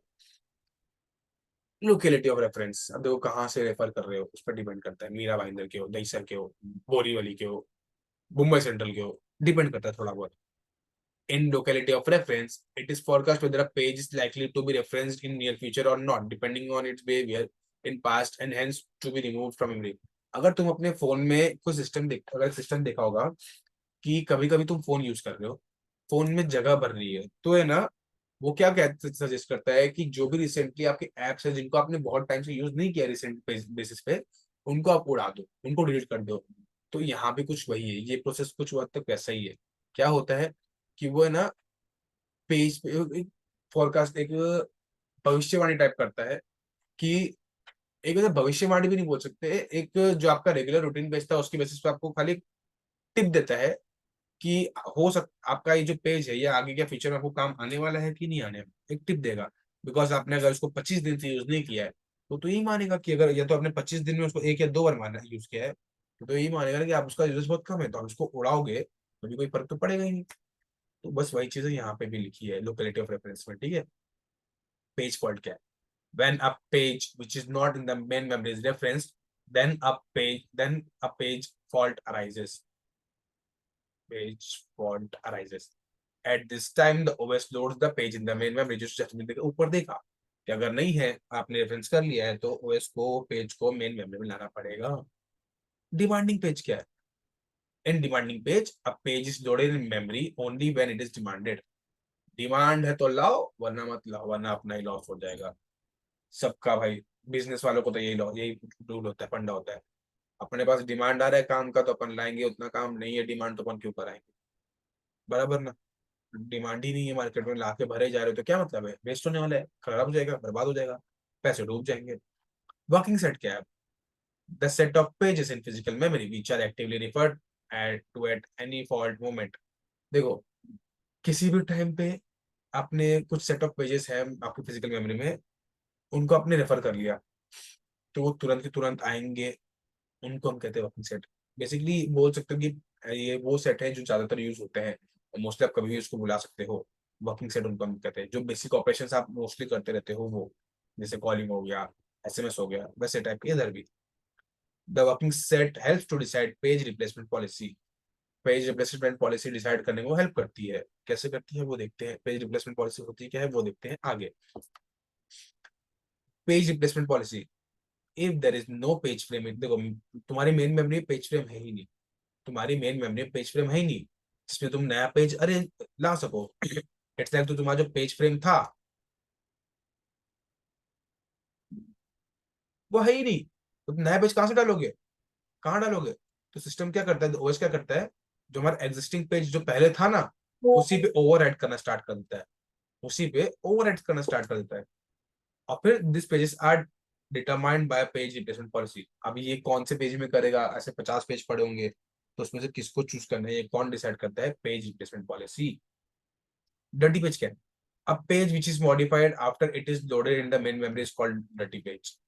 आपका एक पेज था, उसको आपने मेन मेमोरी में लोड कर लिया, उसके बाद उसके अंदर चेंजेस किया। इट्स लाइक कि आपके पास एक कोड है, कोड आपने मेन मेमोरी में लोड कर लिया, अब उसके बाद उसके अंदर उसको मॉडिफाई करने जा रहे हो। तो पहले मॉडिफाई नहीं कर सकते थे, अब बाद में कर रहे हो, तो उस चीज को, उस प्रोसेस को हमने कहा है डर्टी पेज, और कुछ नहीं है। गंदा पेज नहीं बोलते इसको, जो मतलब निकालने चले। डर्टी मतलब ही गंदा, पेज मतलब पन्ना, गंदा पन्ना, ठीक है बात तो यार। अच्छा, जीयूआई होता क्या है, उसका एडवांटेज क्या है? ग्राफिकल यूजर इंटरफेस, बहुत लोगों ने सुना होगा, पढ़ा होगा। ग्राफिक कार्ड्स आपके पीसी में, आपके लैपटॉप में पड़े हैं, आप डलवाते हैं। क्यों डलवाते हैं? ताकि आपका लैपटॉप का वर्क अच्छा हो जाए, जितना भी ग्राफिक रिलेटेड प्रोसेस है वो सारा का सारा वो हैंडल कर ले, तो हमारा जो सीपीयू है वो खाली हो जाएगा, वो और ज्यादा काम करने लगेगा, क्योंकि ग्राफिक कार्ड जितना भी ग्राफिक रिलेटेड प्रोसेस है वो सब का सब हैंडल करने लग जाता है फिर, ठीक है। तो वैसे ही वहां से वैसे कुछ रिलेटेड यहाँ पे भी है। The interface which replace cryptic commands by the graphical representation. The interface यानी एक ऐसा, बोल सकते हो इंटरफेस लाइक हमारा जो सिस्टम चल रहा है वो इंटरफेस है हमारे लिए एक सॉर्ट ऑफ, क्योंकि हम दलाल बोल सकते हो छोटा सा, अगर शॉर्ट फॉर्म प्यारा सा मुन्ना सा बोलना चाहो तो। The interface which replace cryptic commands by the graphical representation are called graphical user interface. आपने पाई चार्ट बनाना है, आपको ग्राफ देखना है, अब डेटा दे रखा है, समझ पाओगे नहीं, आधा टाइम कंफ्यूज आ जाओगे। और उसकी जगह उसका कोई ग्राफिकल रिप्रेजेंटेशन दे, जैसे बार हो गया, पाई चार्ट हो गया, ग्राफ्स हो गए, बार ग्राफ्स हो गए, तो ज्यादा अच्छे पढ़ते हैं, समझ में आते हैं। तो ऐसे को ही हम कहते हैं ग्राफिकल यूजर इंटरफेस, जहाँ पे आपका क्रिप्टिक कमांड जो है वो रिप्लेस हो जाता है ग्राफिकल रिप्रेजेंटेशन से। एडवांटेज क्या है सर इसके? अभी विंडो, जो अपना विंडो का ओएस है वो जीयूआई पे बेस्ड है। जैसे मैंने अपना विंडो का ओएस यूजुअली जीयूआई बेस्ड ही होता है। अब जीयूआई के एडवांटेज क्या पढ़ो, with GUI commands are replaced by graphics. Commands are, हमारे जो कमांड्स है वो ग्राफिक्स से रिप्लेस हो जाते हैं। ये कहा बोलते हैं खाली, एक्चुअल में एकदम ग्राफिक्स से रिप्लेस नहीं होता है। ग्राफिक में रिप्लेस होना मतलब ग्राफिक कार्ड में जो हमारा ग्राफिक कार्ड के अंदर भी प्रोसेसर होता है, उस पे डाल देते हैं, वो रिप्लेस उस वो करके देता है आपका काम। आप उसको ग्राफिक्स में कन्वर्ट नहीं करते, ठीक है, रिप्लेस होता है। And it is not necessary to remember the command and its meaning. होता क्या है, वो ग्राफिक में कन्वर्ट हो जाता है ना, उसकी ग्राफिक कार्ड की भाषा में थोड़ा कन्वर्ट हो जाता है, तो आपको उसके बारे में याद रखने की, उसका मीनिंग निकालने की कोई जरूरत नहीं होती। With GUI user can run several programme simultaneously, जैसे मैंने कहा कि आप कुछ प्रोग्राम्स को एक साथ रन करवा सकते हो, किससे? जीयूआई से। User can communicate and exchange data between program without transferring और कॉपिंग फाइल। आपको फाइल कॉपी भी नहीं करना है, ट्रांसफर भी नहीं करना है, उसके बिना ही आप बातचीत करके अपने आप अंदर ही अंदर डेटा एक्सचेंज करवा सकते हो। अच्छा, ये बहुत ही इजी होता है। Convenient consistent GUI for virtuality all programs, easy to use consistent GUI for virtuality all programs. अभी वर्चुअली ऑल प्रोग्राम्स में मतलब क्या है इस लाइन का, कि आपको कभी भी कहीं भी यूज करना है ना, बहुत प्यारा है, बहुत आसानी से आ जाता है, बहुत जल्दी हो जाता है, बहुत मतलब कंसिस्टेंट है। कोई ज्यादा ऊपर नीचे ये वो नहीं है इसका, नौटंकी नखराबाज नहीं है, ठीक है। अगर आप, एक second,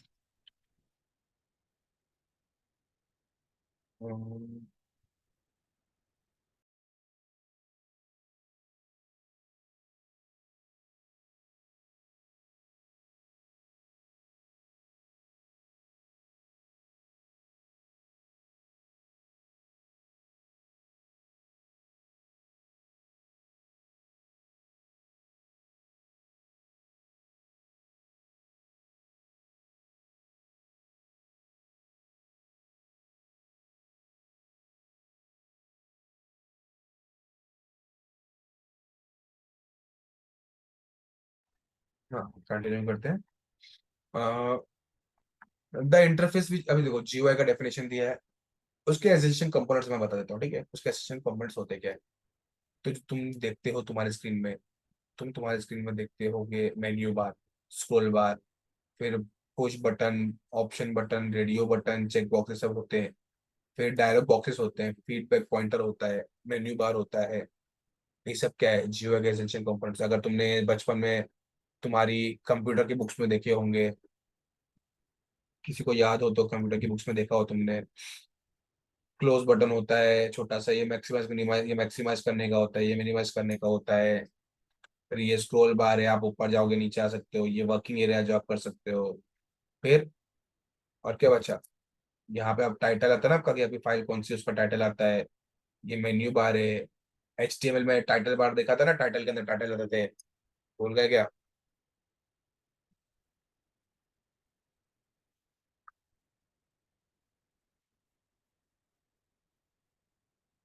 now what is menu bar? Menu bar normally appears at the top. देखो सब बेसिक चीजें बताई हैं, हम जो बचपन में पढ़ते थे वही है, कि वो विंडो के टॉप में अपीयर होता है। फिर basic sum commonly used menu bars option, अब कुछ मेन्यू बार में कॉमन ऑप्शन होते हैं, लाइक फाइल हो गया, एडिट हो गया, व्यू हो गया, हेल्प हो गया, तो बेसिक चीजें हैं। कंप्यूटर के बारे में बता रहा है और कुछ नहीं। उसमें से आप कोई भी एक मेन्यू सिलेक्ट कर सकते हो। Pull down menu appears on the screen, जब आप एक फाइल सिलेक्ट किया, तो फाइल के बाद क्रिएट करना है, सेव करना है, सेव एज करना है, डिलीट करना है, कॉपी करना है, पेस्ट करना है, ऐसे बहुत से ऑप्शन आ जाते हैं, ठीक है। स्क्रॉल बार क्या है, आप उससे विंडो को वर्टिकली हॉरिजॉन्टली स्क्रॉल कर सकते हो, लेफ्ट जा सकते हो, राइट जा सकते हो, अप जा सकते हो, डाउन जा सकते हो। जनरली यूज होता है इन्फॉर्मेशन देखने के लिए, लेफ्ट राइट में कुछ इन्फॉर्मेशन है कि नहीं है, वही सब देखने के लिए ना, क्यों स्क्रॉल करते हो। साइड में कुछ रह गया वो लिखना है, इसके लिए। या तो हमको कुछ दिख नहीं रहा है, वो साइड में है, तो उसको स्क्रॉल करके देखते हो, निकालते हो, करते हो, बस वही सब है, और कुछ नहीं है, तुमने सब बचपन में किया है। Dialog box, dialog box is basically बनाया जाता है ताकि यार आपका जो एप्लीकेशन है वो यूजर के साथ इंटरेक्ट कर सके, बातचीत कर सके। बातचीत इन द सेंस कैसे है, क्या करते हैं, किस लिए करते हैं, वो सब बताता है। ठीक है, फिर ये तो बहुत ही चिल है, बहुत ही छोटी मोटी चीजें हैं, ज्यादा ध्यान देने की जरूरत नहीं है, बिकॉज आते हैं बट कभी कभी आते हैं, बट फिर भी पढ़ लेते हैं। Dialog box can also be use to display information. देखो ना, कभी कभी डायलॉग बॉक्स अपीयर होता है कि भाई इसका क्या फंक्शन है, इसका क्या इन्फॉर्मेशन, क्या क्या कैसे फंक्शन करता है, इसको कैसे यूज कर सकते हो। that are nothing but dialog boxes to get user input and also for a combination of these two functions। दो फंक्शन के कॉम्बिनेशन के लिए। अब डायलॉग बॉक्सेस दो टाइप के होते हैं, ये ध्यान देना। डायलॉग बॉक्सेस दो टाइप के, एक मॉडल डायलॉग बॉक्स, एक modeless dialog box. Sir ये क्या है, बस नाम याद रख लो, ज्यादा कुछ ध्यान देने की जरूरत नहीं, फिर भी आगे बता दूंगा डेफिनेशन, ये इतना डीप में नहीं आएगा। ठीक है, dialog box where an application can continue only after the user has responded. देखो, अगर यूजर ने रिस्पॉन्स किया है आपके लिए, आपको रिस्पॉन्स दिया है, तो वो आप कंटिन्यू कर सकते हो, वरना नहीं कर सकते। उसको हम क्या कहते हैं, modal dialog box. Modal dialog box whereas अगर which allows the user to continue without responding. आपने कभी उसको रिस्पॉन्ड ही नहीं किए, आपने उसको रिस्पॉन्ड ही नहीं किया, डायरेक्टली आपने बिना रिस्पॉन्ड किए उसको आप भगा दिया और आगे अपना चल पड़े, तो क्या कहते हैं, modeless dialog box. Modal dialog box में आपको रिस्पॉन्ड का वेट करना पड़ेगा, बिना रिस्पॉन्ड लिए आप नहीं जा सकते। टाइटल बार टॉप पे दिखता है, फिर टाइटल शो करता है, आप फिर ईच विंडो को आइडेंटिफाई करने में हेल्प करता है, तो सबको पता है भाई, ये नहीं बताता मैं अभी। अच्छा, अभी security with respect to an OS. OS के रिस्पेक्ट में सिक्योरिटी बहुत ज्यादा जरूरी है भाई, क्योंकि सिक्योरिटी में जो बहुत होता है। security in an OS is about making sure that data is kept safe when it is stored or when it is being sent। देखो होता क्या है, मैं इसको शॉर्ट में प्यार से समझाता हूँ, थियरी तुम एक बार पढ़ लेना खाली। ओएस में आपका डेटा सिक्योरिटी बहुत इंपॉर्टेंट है। आपका डेटा जब ट्रांसफर कर रहे हो, कहीं पे स्टोर कर रहे हो, तो वो सेफ है कि नहीं, वो होना बहुत जरूरी है। लाइक अगर आपका, अभी आप बोलोगे सर कैसा डेटा, क्या डेटा, हमें क्या कौन सा सेफ्टी रखना है भाई, तो बेटा डेटा इन द सेंस हो गए यहाँ पे आपकी इमेजेस, आपके ईमेल्स, आपके पासवर्ड्स। देन अभी तो छोटे लेवल पे हो, आगे जाओगे कंपनी में, कंपनी का प्राइवेट डेटा होता है। अगर कोई कंपनी टेंडर भर रही है किसी चीज के लिए कि वो प्रोजेक्ट उसको मिल जाए, तो उसमें वो कोटेशन क्या पास कर रही है, कितना पेमेंट का रख रही है, कहाँ पे वो किसका कितना कॉस्टिंग दे रही है, वो सब प्राइवेट रखना बहुत जरूरी है, उसको सेफ रखना बहुत जरूरी है। अगर लीक हो गया गलती से, तो दूसरी कंपनियां उससे छोटा निकाल लेंगी, उससे कम करके वो प्रोजेक्ट अपने पास लेकर जाना चाहिए।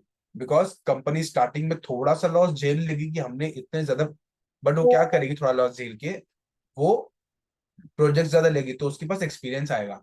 और जैसे ही एक्सपीरियंस आएगा, देखो एक चीज बोलता हूँ, कंपनी बहुत रेयर केसेस में लॉस करती है, वो प्रॉफिट कम कर देती है बट लॉस बहुत कम करती है। ठीक है, लॉस ना के बराबर सहना चाहती है वो। अब इधर क्या होता है, वो कट टू कट भाव में प्रोजेक्ट्स ले लेती हैं, वहां पे प्रोजेक्ट्स का एग्जीक्यूट कर देती हैं, 4-6 प्रोजेक्ट कर लिए भाई, हमारे पास ज्यादा एक्सपीरियंस हो गया, हमने 6-8 प्रोजेक्ट कर लिए, हमारे पास एक्सपीरियंस है। तो अब क्या होगा, अब जो नया बंदा कोई आया, उसको काम कराना है, तो वो तो उसी के पास जाएगा जिसके पास एक्सपीरियंस है। फिर भले वो एक्सपीरियंस वाला पैसे ज्यादा चार्ज करे, तो भाई हम करवा लेंगे, बिकॉज उसके पास एक्सपीरियंस है, हम उसके पास जाएंगे। ऐसा होता है। ठीक है, तो यहाँ पे भी वो इम्पोर्टेंस बहुत जरूरी है, जो सेफ, हमको हमारा डेटा सेफ रहना बहुत जरूरी है। अब जो हमारा मल्टी यूजर ओएस है, उसमें सिक्योरिटी प्रोटेक्शन का कंसेप्ट बहुत ज्यादा इंपॉर्टेंट है। ठीक है, जो हमारे यूजर यूजर प्रोग्राम्स होते हैं, वो कभी इंटरफेयर नहीं करने चाहिए ओएस के साथ या किसी भी दूसरे प्रोग्राम के साथ, वरना फिर वो बहुत झोलझाल करेंगे, डेटा इधर लीक कर देंगे। फिर ये लाइन थोड़ी सी को पढ़ लो। When we talk about secure systems, we are referring to the system that have special features, security feature in place. जैसे तुम अगर तुम्हारे लैपटॉप्स, तुम्हारे पीसी यूज करते हो, तो उसमें अगर तुम्हें पता हो तो तुम सिक्योरिटी पैच डलवाते हो, कभी कभी कोई कोई डलवाता है, कोई कोई नहीं डलवाता है। तो होता क्या है उससे, वायरस वायरस के लिए आप सेफ्टी पैक डलवाते हो। जैसे क्यों डलवाते हो, ताकि आपका लैपटॉप, आपका पीसी वायरस से सेफ रहे। वायरस एक बार आ गया तो बैंड बजा देगा, वो आपके इंटरनेट डेटा के साथ छेड़खानी कर देगा, उसका पूरा जो भी बेसिक कोड था उसमें कुछ चेंजेस कर दिए, माल फंक्शन करने लगे आपका पीसी। तो वो सब अवॉइड करने के लिए हम एंटीवायरस रखते हैं हमारे पीसी में, फिर सेफ्टी चेक सकते हैं। तो वैसे कुछ यहाँ पे ही बताया उन्होंने। ठीक है, अब यहाँ पे when we talk about secure systems, we are referring to the system that has special security features। हम जब सिक्योर सिस्टम्स के बारे में बात करें, तो कुछ ऐसे के बारे में बात करें जिनके पास फीचर्स है, उनके सिक्योरिटी स्पेशल सिक्योरिटी फीचर्स है। अब ये फीचर्स क्या करते हैं, ये फीचर मेक श्योर करते हैं कि आगे जाके जिस ओनली पीपल और computer program that are allowed, गिने चुने लोगों को एक्सेस देता है पहली बात, और जिनको एक्सेस दिया और जो कंप्यूटर है सिर्फ उन्हीं को अलाउड होता है कि आप उसको देख सके, बदल सके, बना सके, रिमूव कर सके। बोलेंगे सब कर सकते हैं क्या, तो सब नहीं कर पाते, ठीक है। अब there are three main element, तो उसको तीन मेन एलिमेंट क्या क्या है, तीन एलिमेंट्स में क्या क्या है, अवेलेबिलिटी है एक तो, इंटीग्रिटी है और कॉन्फिडेंशियलिटी है। आपका डेटा कितना कॉन्फिडेंशियल है, अवेलेबल है कि नहीं, इंटीग्रिटी है कि नहीं है उसमें, तो वो सब चेक करते हैं। Confidentiality ensure that data is not accessed by in an unauthorized manner, proper तरीके से पूरा काम हम करके अच्छे से पेपर वर्क करके डेटा लो, कोई मना नहीं करता, मतलब देना होता है तो। अगर अनऑथराइज्ड वे में वो ब्लैक मार्केटिंग ऐसा कुछ किया या कुछ और गई दूसरे वैसे गए, हैकिंग वैकिंग करने गए, तो वो सब नहीं चले। तो उसको इंश्योर करना कॉन्फिडेंशियलिटी का काम है। कॉन्फिडेंशियलिटी तो इंश्योर कर दी कि आपको भाई ऐसा कुछ नहीं हो रहा है आपके साथ, डेटा के साथ। It is generally related to read operation, mostly read operation होता है। फिर इंटीग्रिटी, आपका डेटा कभी भी चेंज नहीं हुआ, ऑल्टर नहीं हुआ, या किसी ने डिलीट नहीं किया अनऑथराइज्ड वे में, अनऑथराइज्ड मैनर में, ठीक है। और ये मोस्टली राइट ऑपरेशंस के रिलेटेड भी होता है ये। अवेलेबिलिटी, आपका डेटा राइट टाइम में आपको मिल जाए, अवेलेबल, स्टोर कराया, कहीं ऐसी जगह तो स्टोर नहीं करा दी कि भाई 50 फाइल अंदर घुस के ढूंढना पड़े, फिर टाइम वेस्ट हो। तो उसको इंश्योर कौन करता है, अवेलेबिलिटी, कि आपका डेटा राइट टाइम पे राइट जगह पे अवेलेबल है कि नहीं है, ठीक है। अब सिक्योरिटी पर अटैक्स क्या होते हैं भाई, सिक्योरिटी पे अटैक्स होते हैं, सिक्योरिटी सिस्टम पे आपने सुना हो तो साइबर अटैक्स होते हैं। तो है क्या है सब, ये थोड़ा सा देख लो अभी, थोड़ा नॉर्मल वे में सिक्योर, तुम थोड़ा यूजुअल तुम्हारे वर्ल्ड में क्या चलता है उससे रिलेट कर पाओगे, क्योंकि यहाँ पे सब वही बातें होने वाली है थोड़ी सी, क्योंकि इसके बाद चैप्टर खत्म हो रहा है हमारा। The security system can be attacked and penetrated in a number of ways. देखो, आपका सिस्टम कभी भी अटैक किया जा सकता है, उसको कितना भी डीप में जाके उसकी बैंड में जा सकती है, ठीक है। तो उसके लिए फॉलोइंग वेज होते हैं जिनसे होता है ये। Authentication, authentification means verification of access to the system resources. क्या होता है, कभी कभी आपके पास लिंक आती है, आपको बोलते हैं ये एक्सेस, इसको एक्सेस दे दो, आपके पास दिमाग के पास बैंक में पैसे आने वाले, होता क्या है, आप उसको एक्सेस दे देते हो, वो एक्सेस से आपके पूरे सिस्टम का कंट्रोल अपने पास ले लेता है, आपकी बैंड बजाना चालू करता है। हो सकता है आपका पासवर्ड ले ले, हो सकता है कि आपका डेटा लेके किसी और को सप्लाई कर दे, फिर आपका मेथड, आपका जो पासवर्ड है वो गेस्ट ट्रायल गैस मेथड से ढूंढना चालू कर दे, ये भी हो सकता है। अगर आपने लॉग इन किया और आप बंद कर गए, आपने लॉग ऑफ किया ही नहीं, लॉग आउट नहीं किया, तो हो सकता है आपका टर्मिनल कोई और यूज कर जाए। फिर कभी कभी हम क्या करते हैं, हमने इंस्टाग्राम का डमी डमी पेज बनाया, ठीक है। तो होगा क्या, वो दिखेगा पूरा इंस्टाग्राम जैसा, बट कभी इंस्टाग्राम होगा नहीं। हम अपने फ्रेंड को बोलेंगे भाई इंस्टाग्राम ये लिंक से डाउनलोड करना, तो है क्या वो इंस्टाग्राम, मेरी लिंक का इंस्टाग्राम नहीं है वो ऑफिशियल इंस्टाग्राम नहीं है, वो बनाया हुआ है। तो वो झोल झाल करने के लिए बनाया है, उसमें आपको दिखेंगे बट होंगे नहीं एक्चुअल चीजें बेस वो। क्योंकि आप क्या करोगे, आप इंस्टाग्राम सोचोगे, अपनी फोटोज पोस्ट करोगे, अब वो एक्चुअल में तो इंस्टाग्राम था नहीं, तो आपका जितना भी कंटेंट था, पोस्ट था, वो चला गया हैकर के पास है जिसने बनाया था। अब वो आपको ब्लैकमेल कर सकता है, कुछ भी कर सकता है, वो ऑल्टर कर सकता है आपकी फोटो को, बराबर। तो उसको, ये सब चीजों को अवॉइड करने के लिए बनाया जाता है, okay. Second is browsing, authentication हो गया ब्राउजिंग। ब्राउजिंग में क्या है, अब कभी कभी क्या होता है कि आप एक्सेस कंट्रोल मांगते हैं कि भाई हमको कैमरा चालू करना है, कैमरा चालू करने का एक्सेस दो, माइक का एक्सेस दो, या किसी फाइल को एक्सेस खोलना है उसका एक्सेस दो। तो ये बहुत ही परमिसिव होते हैं, ये कैसे हम परमिशन मांगते हैं, बार बार मांगते हैं। तो इसको अवॉइड करना चाहिए, वरना क्या परमिशन दे दोगे तो बैंड बच जाएगा। One can browse through the system files to get this information, after which unprotected file database could be easily accessed. अगर किसी को आपने प्रोटेक्ट ही नहीं किया है कभी, मतलब किसी फाइल को आपने प्रोटेक्ट नहीं, किसी को आपने एक्सेस दे दिया, तो आप सीधा घुस घुस के बैंड बजा देगा आपकी, उसको कहीं से भी उठाएगा, ले भाई इसका ये डेटा है, ले इसको जैसे यूज करना है, जैसे जहां भी यूज करना है कर ले, ठीक है। तो ऐसे कंटिन्यू करता रहेगा। नाउ ट्रैप डोर्स क्या होते हैं, ट्रैप डोर्स समटाइम्स देखो क्या क्या होता है ना, जब कभी हम प्रोग्राम लिख रहे होते हैं इंजीनियर्स, तो क्या करते हैं कभी कभी कुछ जगह पे एक सीक्रेट जगह छोड़ जाते हैं कि आप यहाँ से आके, क्या वो क्यों करते हैं, मैं इस एंट्री पॉइंट से, इट्स लाइक अगर मेरे पास एक मेज है तो मुझे पता है यहाँ पे एक छोटा सा एंट्री पॉइंट है, मैं इधर से अंदर आके इसके अंदर कुछ भी चेंजेस करके वापस जा सकता हूँ, तो वो अपने लिए छोड़ते हैं। बट कभी किसी दूसरे ने पकड़ लिया तो वो उसकी बैंड बजाएगा। जैसे अगर आपको पता हो तो वो हमारा अपने ही इंडिया से एक बच्चा था जिसने गूगल का जो ऐप यूज करते हैं google.com, उसमें उसने वहां का एक ट्रैप डोर पकड़ के गूगल को 2 मिनट के लिए स्टॉप कर दिया, उसको गूगल को हैक करके 2 मिनट के लिए उसको फ्रीज कर दिया था। और उसके बाद उसने ऑफिशियली मेल भेजा गूगल को, तो गूगल की मैंने आपका जो भी आपका कोड था, मैंने उसमें ये गलती पकड़ी, आपका ट्रैप डोर मैंने पकड़ लिया, मैंने इसको आपको इतनी देर के लिए हैक किया था, इतने देर के लिए मैंने आपका उसका पूरा एक्सेस स्टॉप कर दिया था। गूगल ने चेक किया तो गूगल ने बोला हाँ हुआ तो था ये प्रॉब्लम। तो उसके बाद गूगल ने उसको तुरंत विद इन 2 to 4 आवर्स उसको बुलाया Google office with a job जहाँ पे वो पढ़ रहा था। तो गूगल ने बोला आपकी जो भी पढ़ाई होगी अब हमारे थ्रू होगी, हम आपको हायर कर रहे हैं। उसको बैठे बैठे 2 घंटे के अंदर वो उसका पासपोर्ट रेडी हो गया, अर्जेंट बेसिस पे वो गूगल के लिए गया। गूगल ने उसको बिना इंटरव्यू किसी बिना चीज के उठा लिया। सोचो ऐसे ट्रैप डोर्स पकड़ने होते। अच्छा अब इलेक्ट्रिक डेटा कैप्चर, ये क्या है भाई? इलेक्ट्रिक डेटा कैप्चर क्या है भाई? ये सब थोड़ा और एक्स्ट्रा क्या है सब? Use of active passive void track. देखो होता क्या है, आपने आपका प्लग था, अपने प्लग से अपने लैपटॉप अपने पीसी को कनेक्ट किया, एक यूएसबी वायर थी कनेक्ट कर दिया। अब होगा क्या, यूएसबी वायर से आप सोचते हो कि आपका यूएसबी वायर एकदम अच्छा है सेफ है, बट कभी कभी क्या होता है यूएसबी वायर में भी एक इंटरनल वायर हम छिपा देते हैं या कुछ और छिपा देते हैं, जहां से वो आपके स्क्रीन में क्या चल रहा है ना वो हम ट्रेस करते हैं। वो हम आपको पता नहीं चल रहा कि हम ट्रेस करें, बट हम ट्रेस कर रहे हैं, तो इसको हम कहते हैं electronic data capture. Invalid parameters. Passing invalid parameters can may cause serious security violations. कभी कभी आपने कुछ और रखा है पासवर्ड, गलती से कुछ और भेज रहे हो, लेटर्स कम ज्यादा कर रहे हो, तो वो क्या है इनवैलिड पैरामीटर्स है, तो वहां पे आपके वायोलेट कर रहे रूल्स को, तो वो केस में भी आप अटक सकते हो, ब्लॉक हो सकता है। Line trapping.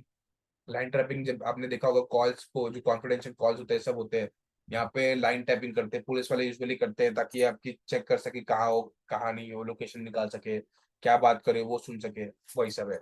Base recovery. आपने डिलीट तो कर दिया, आपको तो लगा डिलीट हो गया, बट आपके फोन के डस्टबिन में रह गया वो, या आपके उसमें कुछ पासवर्ड था, जब तक आप वो पासवर्ड नहीं डालेंगे पूरा डिलीट नहीं होता। तो अगर किसी ने उसको वैसा लग गया, इनकेस आपसे कभी गलती से फोन गिर गया, चोरी हो गया, आप तो सोचिए मेरा डेटा तो मैंने डिलीट कर दिया था, कुछ था ही नहीं, बट गलती से वो बिन में स्टोर था, तो अब वो बिन पे जाएगा, अब वो बिन में जाके वो सारा डेटा निकाल लेगा और फिर आपको ब्लैकमेल करेगा। ये भी कर सकते हैं। फिर आप सॉफ्टवेयर लाइक जैसे वर्म्स होते हैं, वायरस अटैक्स होते हैं, इनके थ्रू भी आप बैंड बजा सकते हो। ठीक है। वायरस क्या होते हैं, वर्म्स क्या होते हैं, थोड़ा बहुत कंटेंट बता है जितना मुझे पता है। बस ये तो कोई क्वेश्चन हो गए, तो जो हमने अब तक किए हैं वो क्वेश्चन हो गए। हार्डली 4-6 पेज बचे हैं, बस ये खत्म। फटफट करते हैं फिर निकलते हैं, ठीक है। तो बेसिकली अपना ये चैप्टर खत्म हो जाएगा, तो कल से अपन इंटेल 86 स्टार्ट करेंगे, ठीक है। का चैप्टर 3 CS2 का चैप्टर 3 स्टार्ट कर देंगे कल से। अब वायरस क्या होते हैं, आप वायरस क्या होते हैं? वायरस एक प्रोग्राम का पार्ट होता है, ठीक है, पूरा प्रोग्राम नहीं होता, एक छोटा सा पार्ट होता है उसका। अब होता क्या है, वो क्लियर इंटेंशन से लिखा जाता है कि हम ना किसी दूसरे के अंदर घुसे ना तो तबाही मचा के आए। वो इंटेंशनली होता है ऐसा, ये नहीं कि आप भाई ऐसे कर दो, वो इंटेंशनली लिखा जाता है कि जाए और बैंड बजा दे। अब ये कभी भी कंप्लीट प्रोग्राम नहीं होता, ये खुद में कभी कंप्लीट प्रोग्राम नहीं होता, ये दूसरे के अंदर घुसा के भेजा जाता है, क्योंकि अगर उसको कंप्लीटली भेज दोगे तो समझ जाएंगे, तो उसको दूसरों के अंदर छोटा सा पार्ट बना के भेज दिया जाता है, ठीक है। कि इंडिपेंडेंट एक्ट नहीं कर सकता क्योंकि पूरा खुद का प्रोग्राम है नहीं। अब ये सिस्टम को डायरेक्टली हार्म कर सकता है, और इतनी गंदे तरीके से कि बोल नहीं सकते, सिस्टम का पूरा उड़ा देगा, पूरा डेटा आपके विंडोज में क्या है कैसा है कहाँ पे सब कुछ तबाह कर देगा, सब डिलीट कॉपी कर लेगा अपने पास और डिलीट कर देगा इधर से, फिर बैंड हो जाएगा बैठ के। It can corrupt code as well, data आपका जो कोड है डेटा है सबको करप्ट कर देता है। आपने बनाया कुछ और था, बन कुछ और गया। फोटो आपकी सेव थी बहुत अच्छी खासी, बहुत खराब कर दी उसने, फिर सारा काम वायरस कर सकता है। अब वायरस को भी अलग अलग चीजों में क्लासीफाई किया जाता है, कैसे अफेक्ट कर रहा है, कहाँ वो रह रहा है, वो सब पे है। उसकी बेसिस पे 5 टाइप बताए गए हैं। एक होता है boot sector, memory resident, file specific, command process, general purpose. 5 type के वायरस होते हैं, खाली नाम याद रखना, ज्यादा ध्यान मत देना इन पे, ठीक है। देखो अब ये जितने भी हैं, there are 5 well known methods by which a virus can infect other programs. 5 methods है, 5 वेल नोन मेथड जहाँ से आपका वायरस है वो इन्फेक्ट कर सकता है दूसरे प्रोग्राम्स को। पहला है append. In this method viral code appends itself to an unaffected program. होता क्या है, आपका एक वायरल कोड है, या वायरल कोड यानी आपका एक वायरस कंटेनिंग कोड है जो एक अनअफेक्टेड प्रोग्राम में घुस जाता है, अपने आप को उसके अंदर डाल देता है, ताकि उसके साथ मैं भी एग्जीक्यूट हो जाऊँ, आपकी बैंड बजा दूं। दूसरा इज रिप्लेस। जो आपका वायरल कोड यानी जो आपका वायरस अफेक्टेड कोड है, वो जो ओरिजिनल एग्जीक्यूटेबल प्रोग्राम था, जो पूरा ओरिजिनल होने वाला था, एग्जीक्यूट होने वाला था, जो एक्चुअली में हमारा काम का था, उसकी जगह अपना जो खुद का पार्शियल कोड है उसको कहीं दूसरे कोड तक घुसा के रन करा देता है, ताकि कुछ फनी एक्शन, जैसे अभी मैं इधर मैं लिखने जा रहा हूँ, कुछ हो जाए, कुछ कुछ आके टाइम पास कर ले, मैं लिखने जा रहा हूँ, मैं स्लाइड लगाने जा रहा हूँ, किसी की फोटो लग जाए, ऐसे जो कुछ फनी एक्शन होते हैं वो सब हो जाते हैं इनके अंदर। इंसर्ट। इंसर्ट यहाँ पे जो कोड एग्जीक्यूटेबल है, जो एग्जीक्यूट होने वाला है, उसके अंदर अपना पार्ट को इंसर्ट कर देता है। रिप्लेस में उसको उड़ा के दूसरे से जाता है, यहाँ पे खुद को उसी में घुसा देता है। और फिर कुछ फनी एक्शंस या अनडिजायरेबल एक्शंस हो जाते हैं जो हमको नहीं चाहिए थे, फिर भी वो हमको कर कुछ रहे हो कुछ रहा है, वो होता है डिलीट। वो कुछ चीजें डिलीट कर देगा, जो आपके प्रोग्राम है जिसको एग्जीक्यूट होने वाला है उसी में से कुछ चीजें डिलीट कर देगा।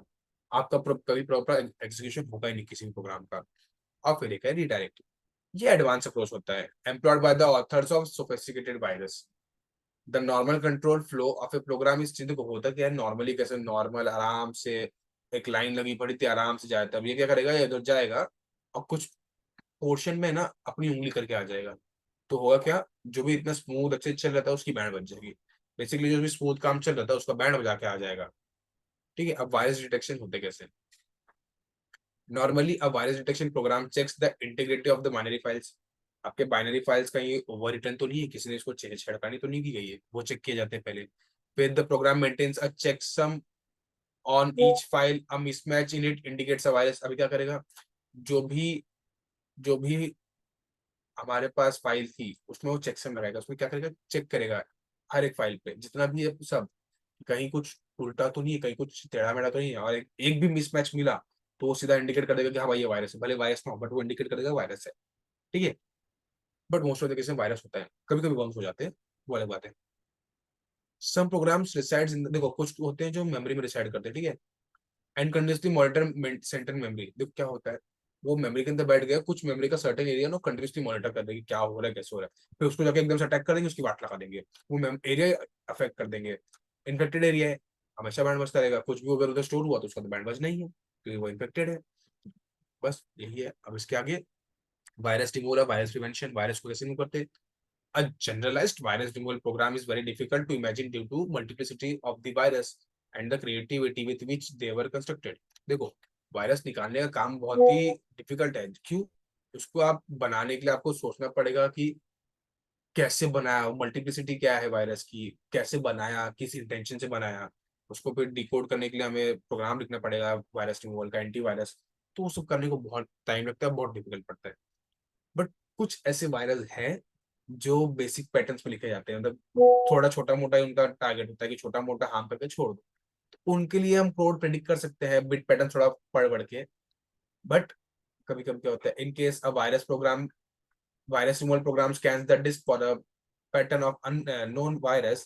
On detection it removes them, but if the virus has already damaged data then recovery of the data is almost impossible। देखो क्या हुआ, हमने स्कैन लगाया, स्कैन से उसने ढूंढा और उसको पता चला कि ये नॉन पैटर्न वाला है, इसको हम हटा सकते हैं, तो वो हटा तो देगा, बट अगर तब तक वायरस ने आपका कुछ एरिया कुछ डेटा डैमेज कर दिया है तो आप उसको रिकवर नहीं कर सकते, फिर वो डैमेज वाला पार्ट ही रहेगा आपके पास। ठीक है, फिर वो डैमेज वाला पार्ट ही रहेगा आपके पास, वो कुछ नहीं आएगा। ना what is virus prevention. Virus prevention कैसे करते हैं। Virus prevention, user can not cure the data. देखो आपका जो डेटा है वो रिकवर तो नहीं हो सकता प्रॉपर तरीके से, ठीक है, इन्फेक्शन के बाद। And the best way is to prevent virus. Prevent, virus को आने मत दो, वायरस को आने मत दो तो बच जाएगा। सबसे छोटा सबसे इलॉजिकल आंसर बोल सकते बट क्या करें, है अभी आंसर। सीधी सी बात है, आने ही मत दो तो होगा ही नहीं इन्फेक्शन। सिंपल, जो घर वाले बोलते हैं खेलने जाओ ही मत, लगेगा ही नहीं, बट उनको क्या पता, हम खेले बिना मानेंगे नहीं। For this, user must buy official legal copies of software and from levels. देखो कौन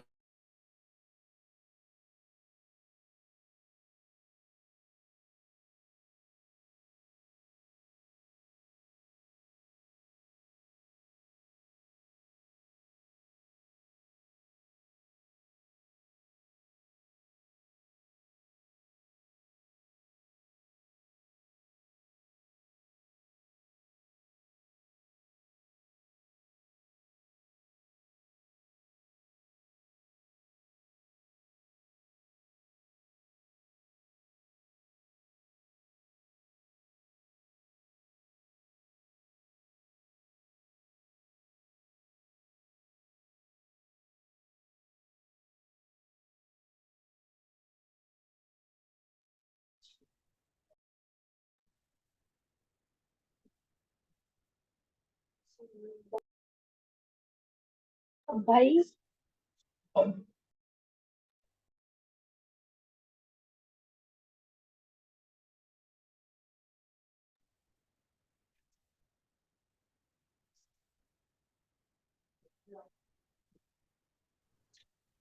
ब्रो कोई भी नहीं है, सिर्फ मैं और तू है। वही तो, सर भी कहाँ गए? सर भी चले गए। भाई अभी 11 बज गया, अभी बस करो। वही मतलब कोई है ही नहीं और हम लोग ज्वाइन करके बैठे हैं सिर्फ। क्या लीव करना है फिर? रुक जा थोड़ी देर। हाँ मैं ठीक। तो बोलती हूँ कर दे लीव यार, 11 बज गया। अच्छा अच्छा ठीक है। कर दे लीव, सर की चले जाएंगे जब देखेंगे कोई नहीं है तो। हाँ वही। चल बाय। बाय।